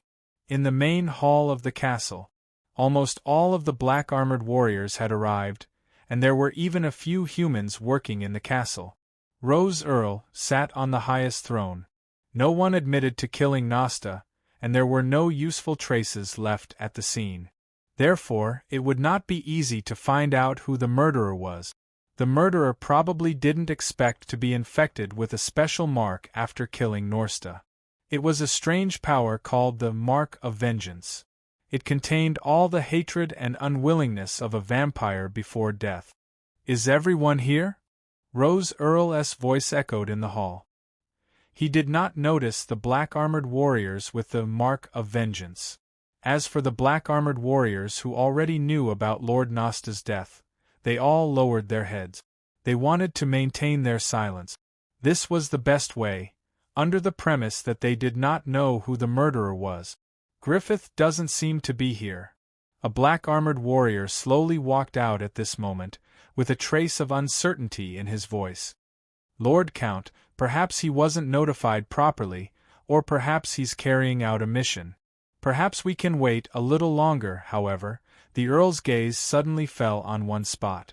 There were a dozen or so black-armored warriors kneeling in the last row. Rose Earl noticed them because they were still wearing their helmet. Soon, someone noticed the black-armored warriors in the back row. "Whose subordinates are you? Don't you know that you are not allowed to hide in front of the Earl?" In the silent hall, the black-armored warrior who coldly shouted walked to the last row. He stretched out his hand as if he was thinking about how to remove the helmets of the black-armored warriors. "They are humans." At this moment, Rose Earl said with a clear mind. In an instant, the black-armored warriors were split into two groups.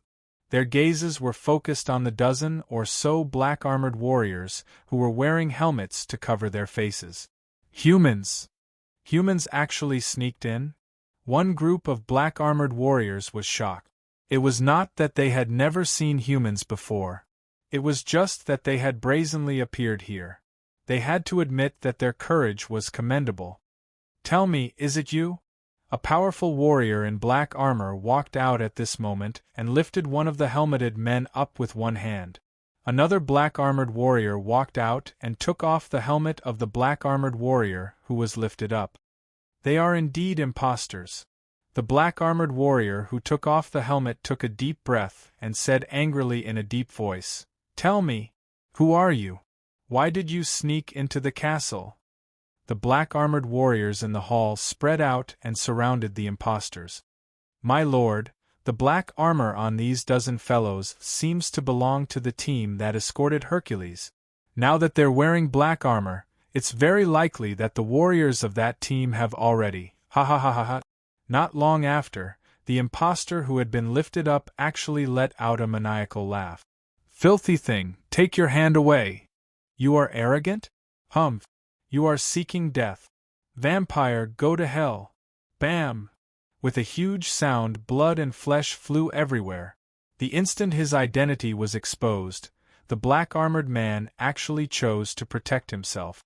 He did not even hesitate in the slightest. Rose Countess frowned. After the impostor self-detonated, his flesh and blood flew everywhere, and a faint smell of blood lingered in the air. This smell of blood stimulated the black-armored warrior's thirst for blood. "Catch them!" The black-armored warrior who was holding the impostor had one of his arms blown off. In his fury, this black-armored warrior forgot that he was still in the hall and that the real owner of the City of God Blessing was sitting on the throne behind him. Hearing this shrill scream, the black-armored warriors all took out their weapons and pointed them at the impostors. The operation failed. Retreat. Among the dozen or so impostors, A shout rang out in an instant. In the city, the impostors scattered and tried to break through the black-armored warriors' encirclement. Damn it! These guys have mithril weapons. Everyone be careful. After the incident with Norsta last night, many of the black-armored warriors had experienced the horrifying damage that mithril weapons could inflict on them. Seeing that only 3 impostors were able to escape, the leader of the black-armored warriors was so angry that he couldn't help but curse. "You overestimate yourselves," Rose Countess snorted coldly. She waved her hand, and a defensive barrier appeared at every entrance and exit of the hall. Even though the mithril weapons could kill vampires, they couldn't break Rose Earl's barrier. After all, almost all the black-armored warriors in the City of God's protection were gathered in the palace. In just a short period of time, all of the impostors in the hall were captured. Rose Countess slowly walked down from the throne. Everyone made way for her, and she walked straight to one of the impostors. She squatted down and looked into his eyes. The impostor took a deep breath and looked at her without avoiding her gaze. "Rose Countess," Mr. Essex asked calmly, "do you know why I recognized you at first glance?" "Why?" He really wanted to know the answer. Mr. Essex chuckled and said, "Didn't you investigate me before you attacked me? I'm a noble among the vampires, and I have extraordinary senses toward humans. Since you could avoid the other black-armored warriors and walk into my castle, don't blame me for being cruel. These black-armored warriors in the castle must have been hungry for a long time. You will soon despair." A creepy smile appeared on the impostor's face. "They are here." "Who?" At this moment, black blood oozed out of the impostor's mouth. Mr. Essex frowned and reached out his hand to grab the impostor's chin. However, the impostor had already stopped breathing. "Break their jaws." Mr. Essex suddenly stood up. However, it was too late. The dozens of impersonators who were under control bit the poison hidden in their mouth. These impersonators actually chose to commit mass suicide. "Humph." Mr. Essex snorted. "I deserve to die. I let them sneak in without knowing. I deserve to die." Mr. Essex waved his hand again. "They applied a special potion on their bodies, which can help them disguise your scent. If you deserve to die, then kill yourself 100 times. But no matter whether you deserve to die or not, they can still sneak in." These impostors weren't driven by mind rewriting. They were assassins and men of sacrifice who had undergone cruel training. "Bring Hercules to see me." "Knock." Someone knocked on the door again. Yulia frowned. Earlier, the knocking on the door lured her to sneak out, but she didn't come back. She quickly put a table knife into her sleeve. This was the only weapon she could find so far. She hid it secretly when she came back to eat. "Who is it?" Yulia stuck to the door and asked with a hint of vigilance. "Miss Yulia, it's me, Griffith." Senior Yulia furrowed her brows. "Isn't this ridiculously handsome captain of the black-armored warrior squad a little too diligent? We just parted ways not too long ago." "Oh, it's Mr. Griffith. What's the matter?" "I just changed my clothes and was about to take a break." The door didn't open. "Miss Yulia, I think I've found the child you've mentioned. Wait for me." After a while, the door slowly opened, and Yulia appeared in a simple dress. This was the first time she saw Griffith face to face. His appearance was still very stunning. However, Griffith's palms were rough. If it wasn't because of long-term training, then it should be because of long-term heavy work. "Do you really have news about that child?" "I found the place where the body was placed, and I did see the body of a child." Griffith thought for a while and said, "But I'm not sure if this child is the person you're looking for, Miss Yulia." "A body?" Yulia was slightly moved. "I'm sorry," Griffith said apologetically. "Last night, many people were sacrificed." Yulia was silent. Senior 11 died. Did he die just like that? This was impossible. Even if she jumped down from here, Madanza wouldn't die so easily. But, in this strange page world, she and Madanzo couldn't use their abilities. She was still okay. At least, she had a slightly grown body and could barely fight.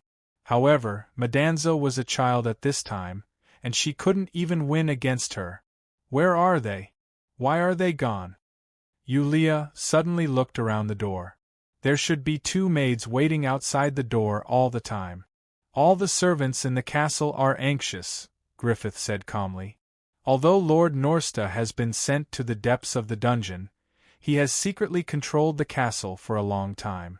Therefore, not only the black-armored warriors, but also Norsta's trusted subordinates. Therefore, all the servants have to be investigated. The reason was sufficient. However, Yulia didn't believe it at all.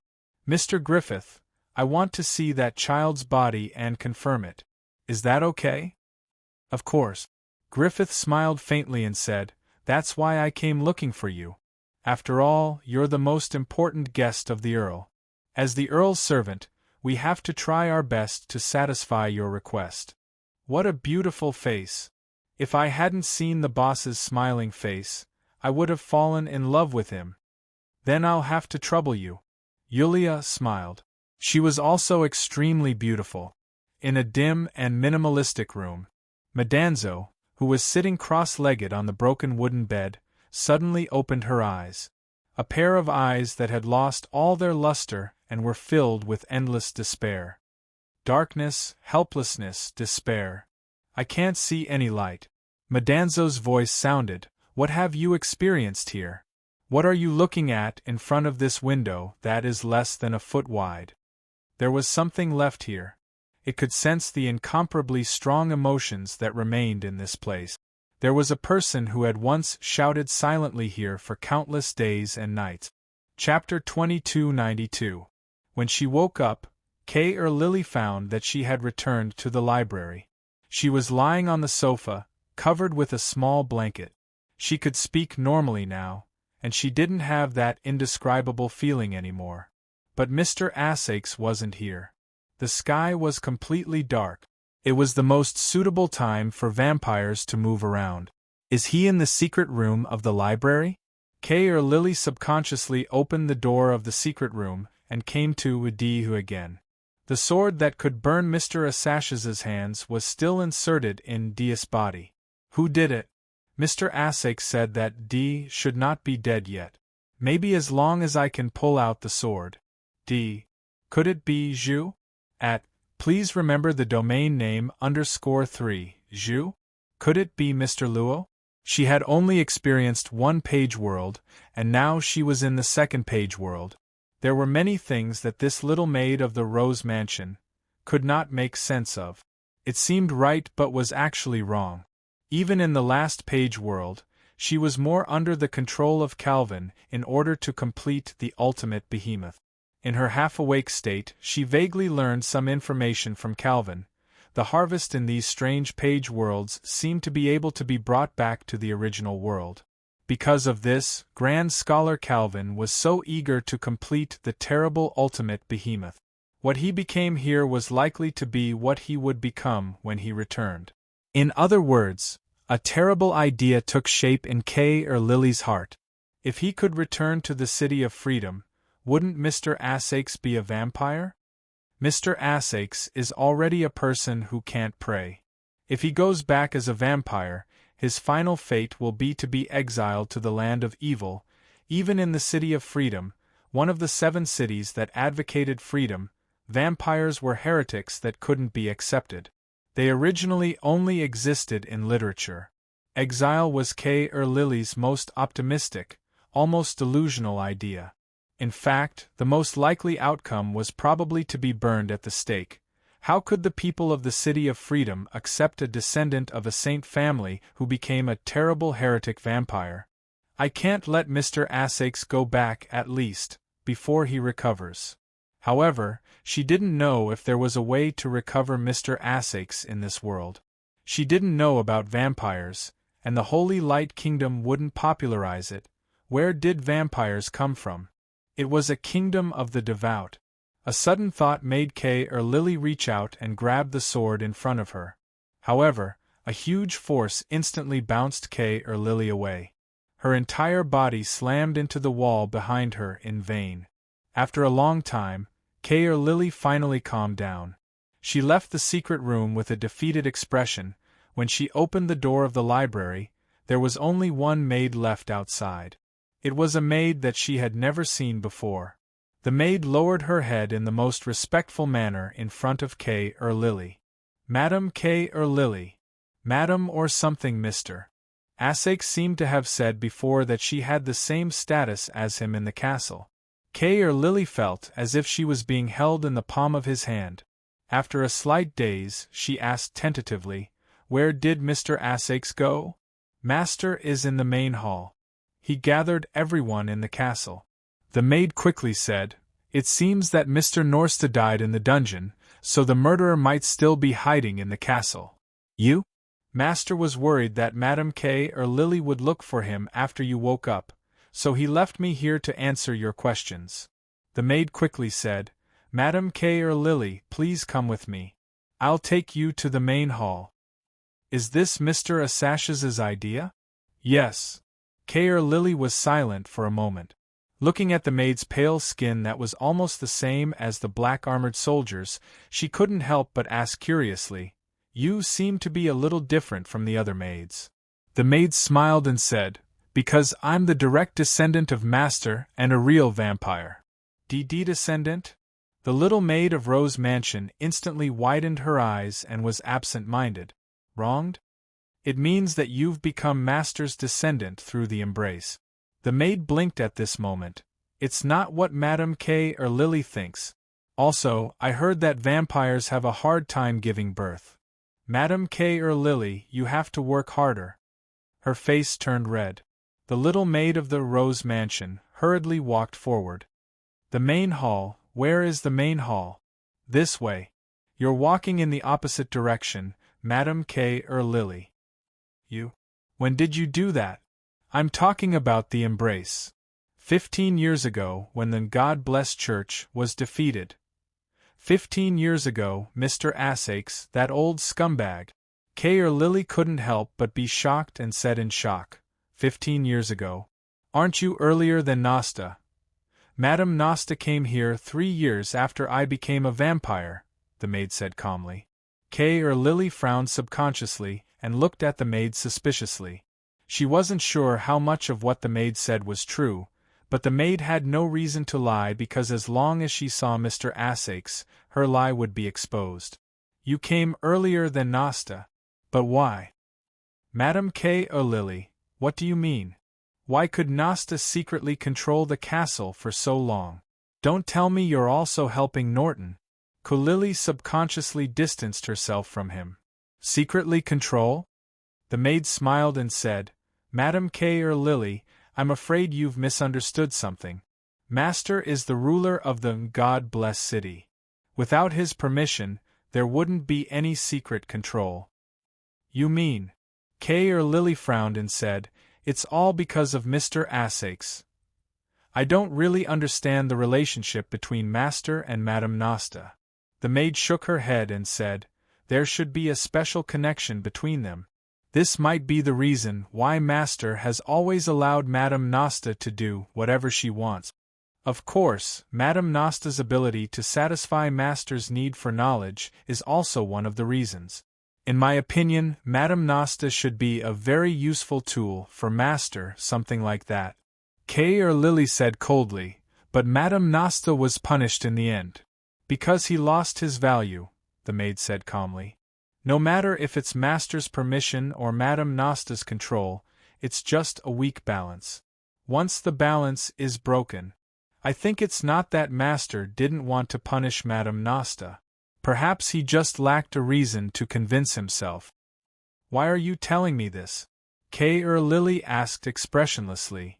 "Because Master said that Madam Lily, you are equal to him," the maid said slowly. "What if he didn't say this?" Lily suddenly wanted to know. The maid smiled and a murderous look appeared in her eyes. "Then Madam Lily, you're asking too much. What's your name?" Lily asked after taking a deep breath. "Marianne." The hall was quiet, but the atmosphere was bleak. The corpses of more than 10 impostors were placed neatly on the floor. The muscular man, Hercules, was currently being forced to kneel on the floor of the hall by several black-armored warriors with a look of horror on his face. "Lord Count, I truly didn't know anything about this." Arthaces lowered his head and sized up the burly man who was more than twice the size of him. In terms of physique, Arthaces already belonged to the category of tall and sturdy. Hercules was so strong that it was eye-catching. Such a strong man would easily give others the impression that he was reckless, but Arthaces did not think so at the moment. "Last night you killed many of my subordinates with silver dust bullets," Asax suddenly said. Hercules' expression changed slightly. The fear on his face became even more intense. Asax said indifferently, "Many of my subordinates are actually unhappy that I didn't punish you. Perhaps they're already cursing me behind my back." In the hall, the black-armored warriors broke out in cold sweat. "Damn it, Count, you can't accuse me like that, okay? Anyway, I've moved the things from the stronghold you mentioned back." Mr. Asax chuckled and waved his hand. "I don't lack the manager of the stronghold on the streets of God-blessed city. So, in order to maintain the relationship between me and my subordinates, I can only wrong you, Hercules." Hercules suddenly raised his head. This F***Cur was obviously pulling the plank after crossing the bridge. "You're hungry, right?" Asax yawned. "If you're hungry, then let's eat. This guy is strong, there should be enough to share." Without saying anything, the black-armored warriors instantly looked at Hercules with murderous gazes. Although it was certain that high-grade ingredients like young men and women would be the most delicious, but it didn't exclude the possibility that there would be people who preferred Hercules. After all, there were still people who liked muscles. A black-armored warrior was the first to step forward. It was a short and skinny guy among the black-armored warriors. He walked in front of Hercules, his eyes filled with a special kind of passion. "Brothers, please turn him around. I like to eat from the back." The short black-armored warrior licked his lips. Actually, if it wasn't for the Count's order, most of the black-armored warriors would rather go to the blood bank and those stored blood bags. Muscles. Not all of them could withstand it. Moreover, it was such a tanned man. It was rare that someone would take the initiative to accept this special food. When the black-armored warriors heard this, how could they be slow? Instantly, a few of the black-armored warriors used their great strength and pressed Hercules directly onto the floor. They flipped his body, and someone even considerately tore apart Hercules' clothes. The Rose Count, on the throne, took out an old unknown book and lowered his head to read it. He turned a deaf ear. "I won't hold back anymore." The short black-armored warrior grinned maliciously and pressed his entire body against Hercules' back. Sucking blood was a special kind of desire. These black-armored warriors were only half-finished vampires. Their ability to control this kind of special desire was extremely poor. If not for the suppression of high-level vampires, they would only be bloodthirsty monsters. Seeing that he was about to suffer an unprecedented horror, Hercules clenched his teeth and the muscles on his body swelled a little in an instant. His back muscles, which had been torn apart, were well-defined. They actually looked like a ghost face. F***ck your mother. Several black-armored warriors were instantly bounced away. Under Hercules' swollen muscles, his blood vessels bulged. He was like a human-shaped Tyrannosaurus Rex. He clapped his hands and directly smashed the head of the short black-armored warrior. This pair of modified metal arms had amazing strength. "Rose Count, you're not a good person either. I'll kill you today." Hercules, who had transformed into a human-shaped Tyrannosaurus Rex, directly rushed towards the stairs leading to the throne like a bull. The maids in the hall were so scared that they turned pale. The black-armored warriors in the hall surged forward. On the throne, the Rose Count was still looking at the ancient book in his hand calmly. Even the strongest human could not defeat a vampire. Hercules did not have any mithril weapons on him. This had been checked, so Essex was not very worried. He was thinking about other things. Who was the one who trained the dozen or so men of sacrifice who pretended to be black-armored warriors to sneak into the castle? Count, be careful. Suddenly, there was a cry of alarm. Mr. Arthusis subconsciously frowned. Raising his eyes, he saw that the black-armored warriors had been thrown into disarray by Hercules' charge at this moment. The black-armored warriors were actually unable to resist Hercules' reckless barbarian. In fact, Hercules had already rushed up the stairs. He was holding a black-armored warrior in his hand, as if he was holding a chicken. He was using him as a weapon. His strength is so great? No. It's not that Hercules' strength is too great. It's that the black-armored warrior's ability has declined. Mr. Essex could not help but frown. At this time, the black-armored warrior seemed to be faking. Not only was his attack weak, but even his legs seemed to be weak when he walked. Mr. Essex subconsciously stood up. However, a wave of dizziness forced him to sit down again. At this time, Hercules had already ascended to the throne. You didn't expect it, right? Hercules directly threw down the black-armored warrior in his hand as a weapon. In front of Mr. Essex, he pinched the metal palm with his fingers. Mr. Essex was silent for a while. When? Guess. Hercules chuckled and directly grabbed Mr. Essash's collar and lifted him up. If you guess correctly, I won't hit you. Those corpses. Mr. Essash's expression changed slightly. They were smeared with two kinds of potions? That's right. One is used to cover up the smell of humans. As for the other, Hercules smiled and said, it was specially developed to numb the nerves of vampires. You are from the Vatican. Demon Hunter or Hercules. That's me. Chapter 2293. One punch. Mr. Arthus's body flew out in an instant and crashed into the throne. Even with the body of a vampire, one could see the obvious dent on his chest at this moment. No wonder he was called Hercules. Hercules's pair of modified metal arms were like terrifying weapons of mass destruction. He once again walked in front of Mr. Arthusis and reached out to grab Mr. Arthusis's head. An upper-level vampire noble is nothing more than this. The man with the ghost-like back muscles punched Mr. Essex again and again. There's still a long time before dawn. You have to hold on. Below the throne, a group of powerless black-armored soldiers looked at this scene in horror. They didn't even have the ability to get up. The colorless and odorless poisonous gas in the air had almost deprived them of the physical strength they were proud of. As ordinary servants, they weren't affected at all. But these ordinary servants didn't dare to make a move in this situation. Their loyalty was only based on the terrifying power of vampires. Perhaps there was a touch of satisfaction in the eyes of the servants at this moment. Finally, Hercules stopped swinging his fist. Mr. Arthusis collapsed under the throne like a pile of mud. But Hercules didn't seem to be satisfied. At this moment, the door of the hall opened. A handsome young man in golden armor slowly walked in. Beside the young knight, two teams of fully armed soldiers rushed into the hall at the same time. Seeing this, Hercules let go of his hand and threw Mr. Essex, who had just been lifted up, down the stairs. The ruler of the city of God now rolled down awkwardly until he stopped.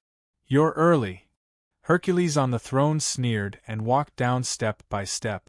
An upper-level vampire noble is nothing more than this. The young knight sized up Rose Earl, who was lying on the ground, and then looked at Hercules. He didn't say anything, but instead, he moved aside. Behind him, a lady slowly walked over. The lady was wearing a light armor and looked valiant. Miss Isabel! Hercules shouted proudly. He was proud of himself.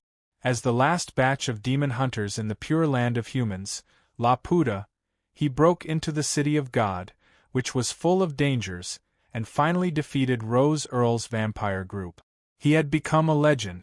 As for the means of the winner were naturally the best. The lady looked at Hercules expressionlessly and nodded. Then, she pointed at Rose Earl, who was lying on the ground. Hercules understood and grinned hideously as he dragged Rose Earl until he was in front of the woman. Once again, Hercules grabbed Mr. Asash's head and lifted him up in front of the woman. "Assaches," the lady called in a low voice. Mr. Asash's eyelids twitched a few times.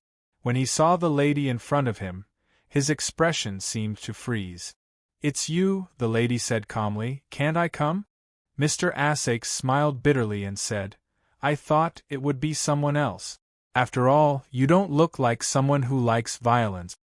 You don't know me." The lady, Isabel, shook her head. She suddenly looked around.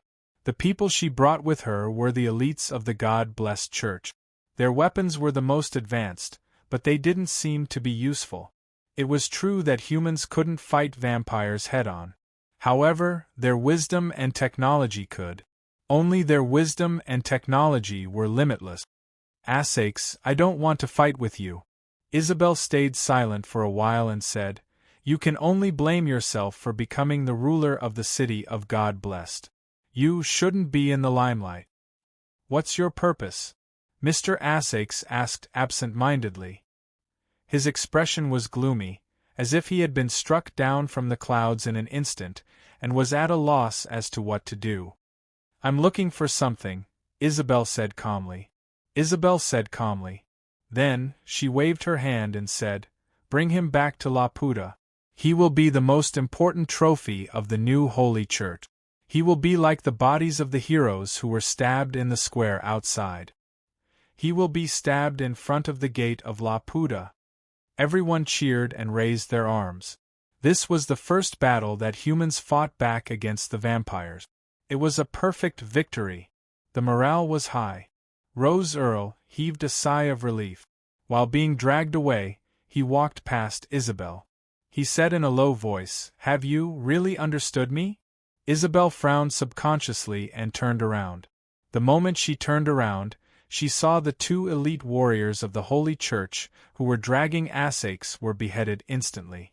Their blood splattered on Isabel's light armor. "Watch out!" The young and handsome golden-armored knight pulled Isabel behind him in an instant. Everyone was terrified. Blood spurted out from the wounds of the two elite warriors of the Holy Church. Assaches raised his head and bathed in the rain of blood. However, the blood couldn't stain his body. "You're not poisoned?" Hercules was shocked. "You people of the Holy Church are not the only ones who know how to write the word progress." Mr. Arthasis slowly swept his gaze over. "Or should I say, you guys haven't made any progress at all. After so many years, what you can bring out now is only the half-finished products from back then." With a cold smile, Mr. Assaches opened his palm. The blood that spurted out gathered into a blood ball in his palm. From the blood ball, he pulled out a bright red blood blade. "I've been waiting for you, Isabel. F***CKU. The demon hunter, a Hercules, couldn't help but roar. He felt that his face was burning, and the muscles on his back were all exposed. This muscular man had turned into a weapon. He jumped high, closed his arms, and hammered down. "Among so many upper-class nobles, I should be the weakest." Mr. Assaches waved the blood blade in his hand and said, "But I'm still a little stronger than you." A blood-red light flashed by, and Hercules was sent flying. His metal arms were almost cut off. Two huge gaps appeared. Although his metal arms weren't broken, they were completely useless. Before he landed on the ground, he heard a loud explosion. A palm was placed on his back, catching him. However, the person who caught him was also Assaches. "You!" Hercules gasped and his eyes lit up. "I'm not interested in torturing my opponents." "So be it," Mr. Assaches said calmly. With the strength of his palm, Hercules' spine was broken. Hercules' eyes turned white and he lost consciousness. He fell down like a pile of mud. At the same time, the sound of a sword being drawn was heard. "For glory!" The young knight in golden armor raised the mithril weapon in his hand high. A group of elites from God-blessed church shielded Isabel behind them. They had seen the power of the upper-class vampire nobles. Even a powerful demon hunter like Hercules was defeated so easily. Seeing the elite warriors of the church raise the special weapons in their hands one after another, Arthas furrowed his brows slightly. Close combat mithril weapons were not of much use to him, but shooting-type weapons were a little troublesome. Although the vampires were powerful, they weren't as powerful as the ancestors. They couldn't do whatever they wanted. Ah dash! A blood-curdling scream rang out all of a sudden. Then, a strange scene appeared. An elite warrior of the Holy See had a horrified expression on his face at this moment. His neck was twisting crazily at this moment. A pair of shadowy palms were strangling his neck. The shadow-like hands came from his own shadow. Crack! The warrior's neck was twisted and broken. All of the warriors sucked in a breath of cold air. Their shadows were also stirring at this moment. The young and handsome knight Nero's eyes flashed as he stabbed his own shadow with his mithril sword. However, most of the soldiers who failed to react in time lost their lives in the hands of the restless shadows. The young knight Nero gritted his teeth. Silver dust bullet. A silver light flashed, and countless silver stars fell. A black shadow quickly moved stealthily on the floor, stopping only when it reached Arthas's side. The black shadow on the floor floated up slowly. It was a beautiful woman in a maid costume. Master. Mr. Asakes glanced at her casually and nodded. Morian, this surprise soldier, had a pretty good battle record. She had eliminated nearly a third of the enemy's combat strength in an instant. She's your descendant? Isabel, who was protected at the back, had an incredulous look on her face. You gave her the embrace? You seem surprised. Asakes looked at Isabel in confusion. She shouldn't be so surprised. She didn't believe that he would give her the embrace, or did she mean something else? Asakes pondered. He had a bad relationship with Isabel, so it was hard for him to kill her. Both of their families were saint families in the Free City. One was the saint's mother's family, and the other was the saint's father's family. Although Asash's family had declined and he was the only one left, the relationship between the two families was still there. It seems that you've accepted your current identity. Isabel looked at Asakes deeply. Since that's the case, then I don't have to, there's nothing to say. Mr. Asakes immediately interrupted her. Today, you won't be able to leave the city of God blessing. You have to give me an answer to what happened 15 years ago. Isabel's face turned cold. She said coldly, Nero, purify this demon. The young Nero was filled with murderous intent. He suddenly sped up. Marianne saw this and sneered. Maybe she was disdainful. How could a human compete with a vampire in terms of speed?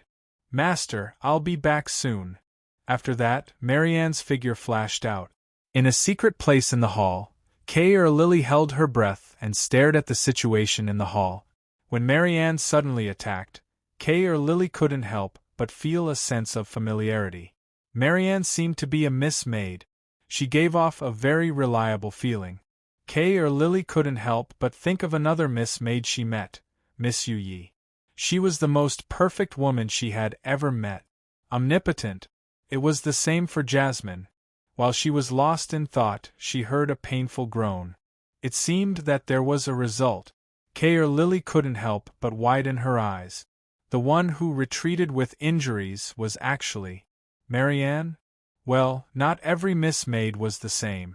Marianne was really injured. On her shoulder, there was a deep wound that exposed her bone. It was being corroded by some kind of power, the power of mithril. She retreated to Asash's side. Facing the young knight Nero who injured her so easily, she couldn't help but feel shocked. It was even more painful than the wound. How can a human have such speed? The young knight, Nero, had a calm expression, but his eyes shone with a demonic blood-red light. Mr. Asash's was shocked by Nero's gaze. Mixed blood. Asakes frowned as he looked at Isabel. His voice deepened. Isabel, is he, haven't you guessed it already? Isabel said calmly, in this world, D isn't the only one who can master this power. He's much weaker than D. Asakes snorted lightly. The young knight Nero charged at Marianne at this moment.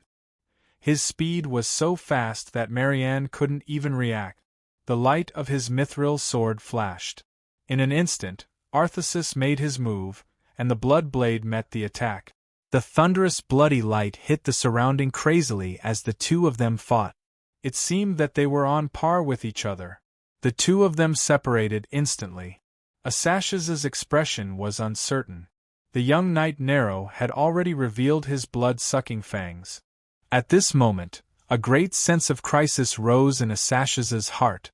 Out of instinct, he retreated and grabbed Marianne's arm directly.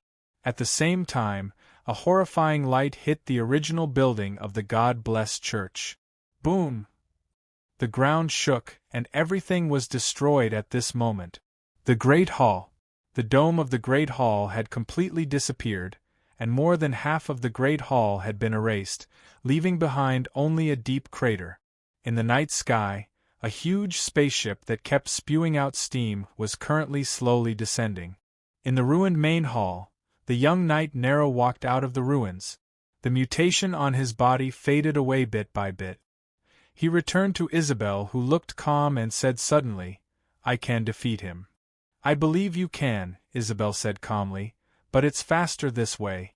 But Nero, there's more than one Rose Earl in this world. Without you, I can't fight against the other vampires and the true ancestor." Nero didn't say anything and returned to Isabel silently. "I hope I can find that thing." Isabel heaved a sigh of relief. She looked at the huge spaceship in the sky and murmured, "Otherwise, the loss of this cannon can't be recovered." Of course, the cost of such a powerful weapon was enormous. With Laputa's current resources, it could not support too many shots. Even when the God-blessed Vatican was at its peak, they still had to use this kind of cannon carefully. Otherwise, 15 years ago, the God-blessed church wouldn't have been defeated by the true ancestor of the vampires and had to retreat from Laputa.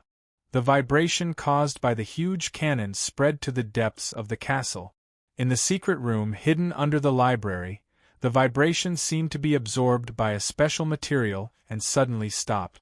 On the stone platform, D, whose chest was pierced by the sword, slowly opened his eyes. But soon, he closed his eyes again. Beside the stone platform, a figure slowly walked out of the distorted space. He looked at D on the stone platform and seemed to be lost in thought. He seemed to be murmuring, "It seems that I'm not in a good situation here." He reached out his hand, and the page that represented this page world slowly condensed in his palm. He lowered his head and began to read. It's about the War of Universal. Chapter 2294. Water flowed down from the cracked rock stratum. The ground was soaked. Kalili didn't know where she was at the moment. She just followed behind Mr. Arthas subconsciously. Things were a little bad. The sudden cannon had sent them into this place where they couldn't see the light of day. The maid Marianne was seriously injured. The beautiful maid's back was almost completely blown up, and her flesh was badly mutilated. The skin on her back was trying hard to heal, but it was constantly tearing as it healed. It seemed that there was a strange ability that was crazily preventing the wound from healing itself. "Boss, is that really Ms. Isabel?" As a maid of the Rose Mansion, she knew a lot about the two saint families. Naturally, she knew Lady Isabel. At least, Mr. Asakes and Mr. Ludick would always mention this name when they were chatting. "You're right. It's indeed the one you know." At this time, Mr. Arthas was carrying the heavily injured Marian on his back. He sighed and said, "She came to this world with me before, God bless the church, was defeated. But why would Ms. Isabel?" This was a situation that Kay or Lily couldn't accept for the time being. They were actually enemies here. "There's nothing strange about it." Mr. Arthas shook his head and said, "I became a vampire, and she joined the God-blessed church. The two sides have been opposing each other since ancient times. What's worse is that I didn't have a choice, but she chose herself." Essex really didn't have a choice to become a vampire. He fell into an ancient castle at the beginning, and then the vampires in the castle gave him the embrace. Isabel came later, but it was also half a year after he became a vampire. Isabel's arrival was also the time when God Bless Church sent the strongest vampire hunter D to suppress the vampires in the castle. After that, Mr. Essex was brought back to the headquarters of God Bless Church as a subject for research. But within a few days, God Bless Church was attacked by the vampire's true ancestor. After a series of changes, the current situation became what it was today. He briefly told Kay or Lily what happened, but he didn't mention that he saw Isabel holding the sword that pierced Dia's body. Because he wasn't sure if it was Isabel who pierced Dia's body, or she was just trying to pull out the sword, and it was someone else who pierced Dia's body. At that time, Isabel did not explain anything. After a huge fire, Assassins disappeared without a trace. At that time, I wanted to take advantage of the chaos to sneak into the church's library and find out something. Mr. Essex recalled and said, but I don't know why I suddenly fainted. When I woke up, the airships of the nobles of God Bless Church and God Bless City were everywhere. They had already started to flee like crazy. What was even more unbelievable was that when I woke up, I was lying next to the body of the previous pope of God Bless Church. Boss, you killed the previous pope? Kay or Lily's voice trembled. Mr. Ashe said, I also want to know, but I don't have any memories of that period. However, it's clear that the true ancestor of the vampires believes that the previous pope died in my hands, and I became the ruler of the city of God because of this contribution. Of course, I know this is unbelievable. Even I believe you. The girl's voice was firm and powerful. Mr. Essex froze for a moment. After being absent-minded for a moment, he slowly exhaled and turned to look at the surroundings. This is still deep underground where the church's headquarters used to be. I didn't expect such a secret place to be hidden in the church's headquarters. Boss, you've been here for so many years, but you didn't find anything? Mr. Essex shook his head and said, I did an in-depth investigation, but I didn't find anything like a secret passage. Except for the secret room in the library, I found many secret rooms of different sizes and found many things. But it's so deep underground. I didn't expect to find anything. Where does this lead to? It's better than staying up there and being killed by others. Mr. Arthashes laughed bitterly. I really didn't expect that the God Bless Church would really succeed in cultivating a mixed blood. That knight named Nero? You've seen D. Mr. Essex nodded. He's the only human who can have the power of a vampire. But D doesn't seem to be a vampire in nature. There are many doubts about the source of his power. I heard that it was because he was cursed by the first generation of vampires. God Bless Church has been trying to get this strange power, and what they thought of was a mixed blood. A mixed blood. Could it be? You're right. It's the offspring between humans and vampires. Mr. Essex nodded. I saw many cruel experiments in this area from the information I found later. The church has always captured vampires and used them to mate with humans to get mixed blood. Even I was on the list of experiments at that time. But the attack of the vampire's true ancestor came too quickly, and I was able to avoid this disaster. Otherwise, I would have become a breeding pig now.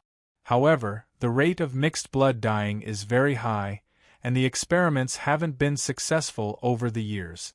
Later, when God Bless Church left, they took away the last batch of mixed blood children.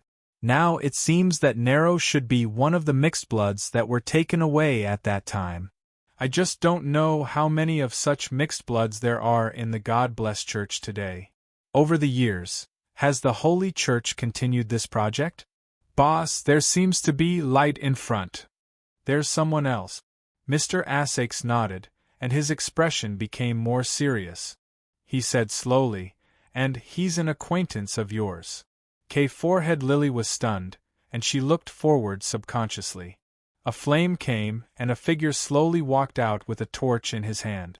It was the owner of the dungeon, Mr. Allen. Earl Allen. The owner of the dungeon. Allen's voice was full of surprise after surviving a disaster. He wasn't in good condition. Blood was flowing from his left shoulder, and his luxurious aristocratic clothes were damaged in many places. "You also fell here?" Mr. Ashace asked without batting an eyelid. "I'm in the room, waiting for you to summon me." Allen nodded.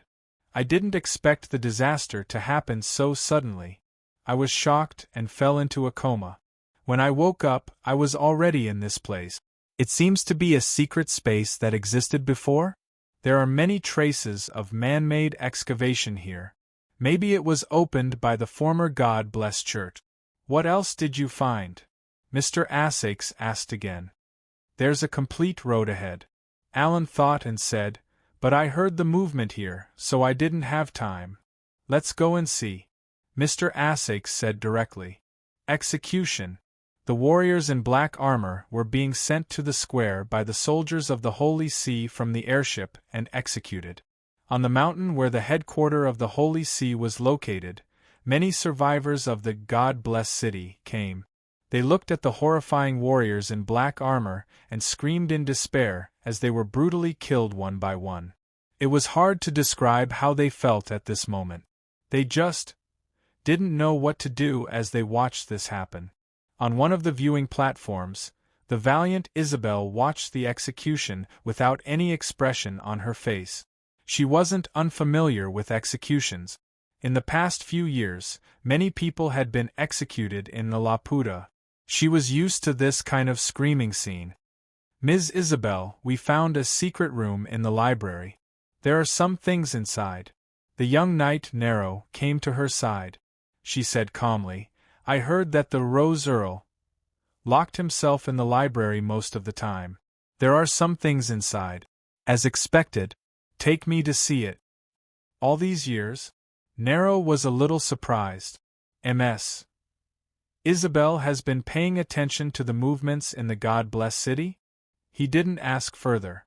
In the secret room of the library, more than a dozen elite warriors of the church surrounded the only stone platform. They looked at the man lying on the stone platform with a sword impaled in his body with shock and bewilderment. The sword was a powerful mithril weapon. Even in Laputa, they had never seen this kind of weapon before. Isabel had been here for some time. She silently observed the man who seemed to be sleeping on the stone platform. Nero had been with her all this time.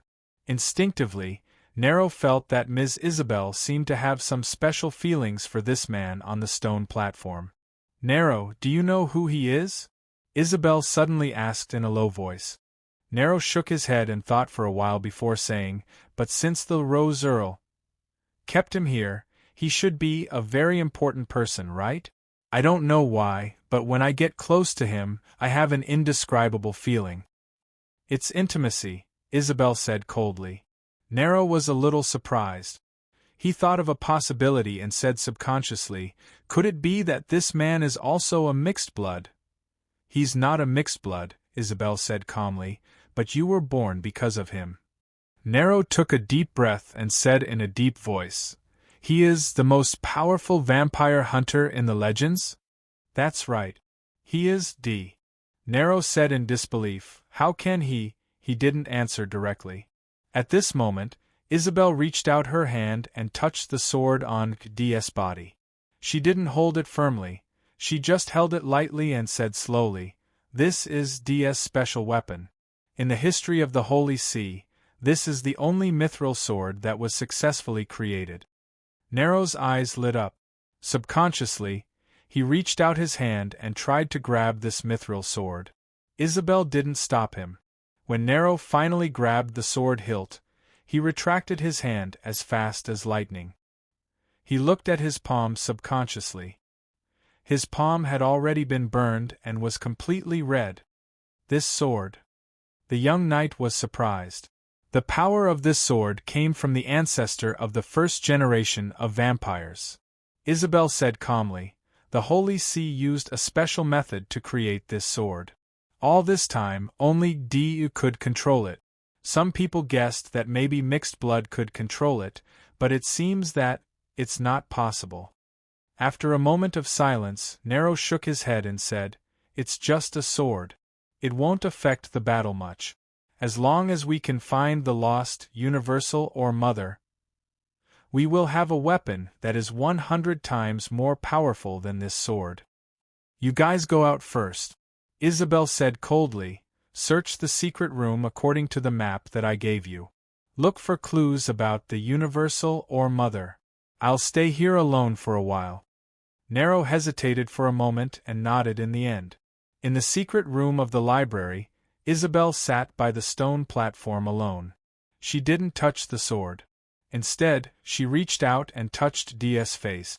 "Why, you don't have the deadly charm that you had in the free cities," the woman murmured to herself, "but even so, you still make me want to get it." Suddenly, Isabel stood up and stretched out her hand, directly grabbing the hilt of the treasured sword. There was no strange movement, and she was not even injured because of it. She wanted to pull out the sword, but she couldn't move it at all. After a long time, Isabel let go of her hands as if she was exhausted. I can't pull it out." She was lucky enough to escape this disaster. Yulia looked at the palace that was destroyed by the airship in the sky. Even the shockwave of the airship's attack had pushed down many buildings. She and Griffith were heading to the place where the corpses were buried, but they were stopped by this huge cannon. It took Griffith a great deal of effort to bring her out of the collapsed corridor. The screams of the black-armored warriors came one after another, and Griffith's face was a bit gloomy. Who are these people?" Yulia asked in a trembling voice. "With such weapons and power," Griffith said in a low voice, "I'm afraid they are from Laputa, the God-blessed church. After 15 years, are they going to make a comeback?" "I don't know how the Earl is now," Griffith thought for a moment and said, "The power of that huge cannon is too horrible. I'm afraid even the Earl—" While speaking, Griffith looked at Yulia with flickering eyes. Yulia shrunk her body subconsciously and looked at the extremely beautiful black-armored warrior captain anxiously. Griffith suddenly showed a comforting smile and said, "But don't worry. I believe the Earl will be fine.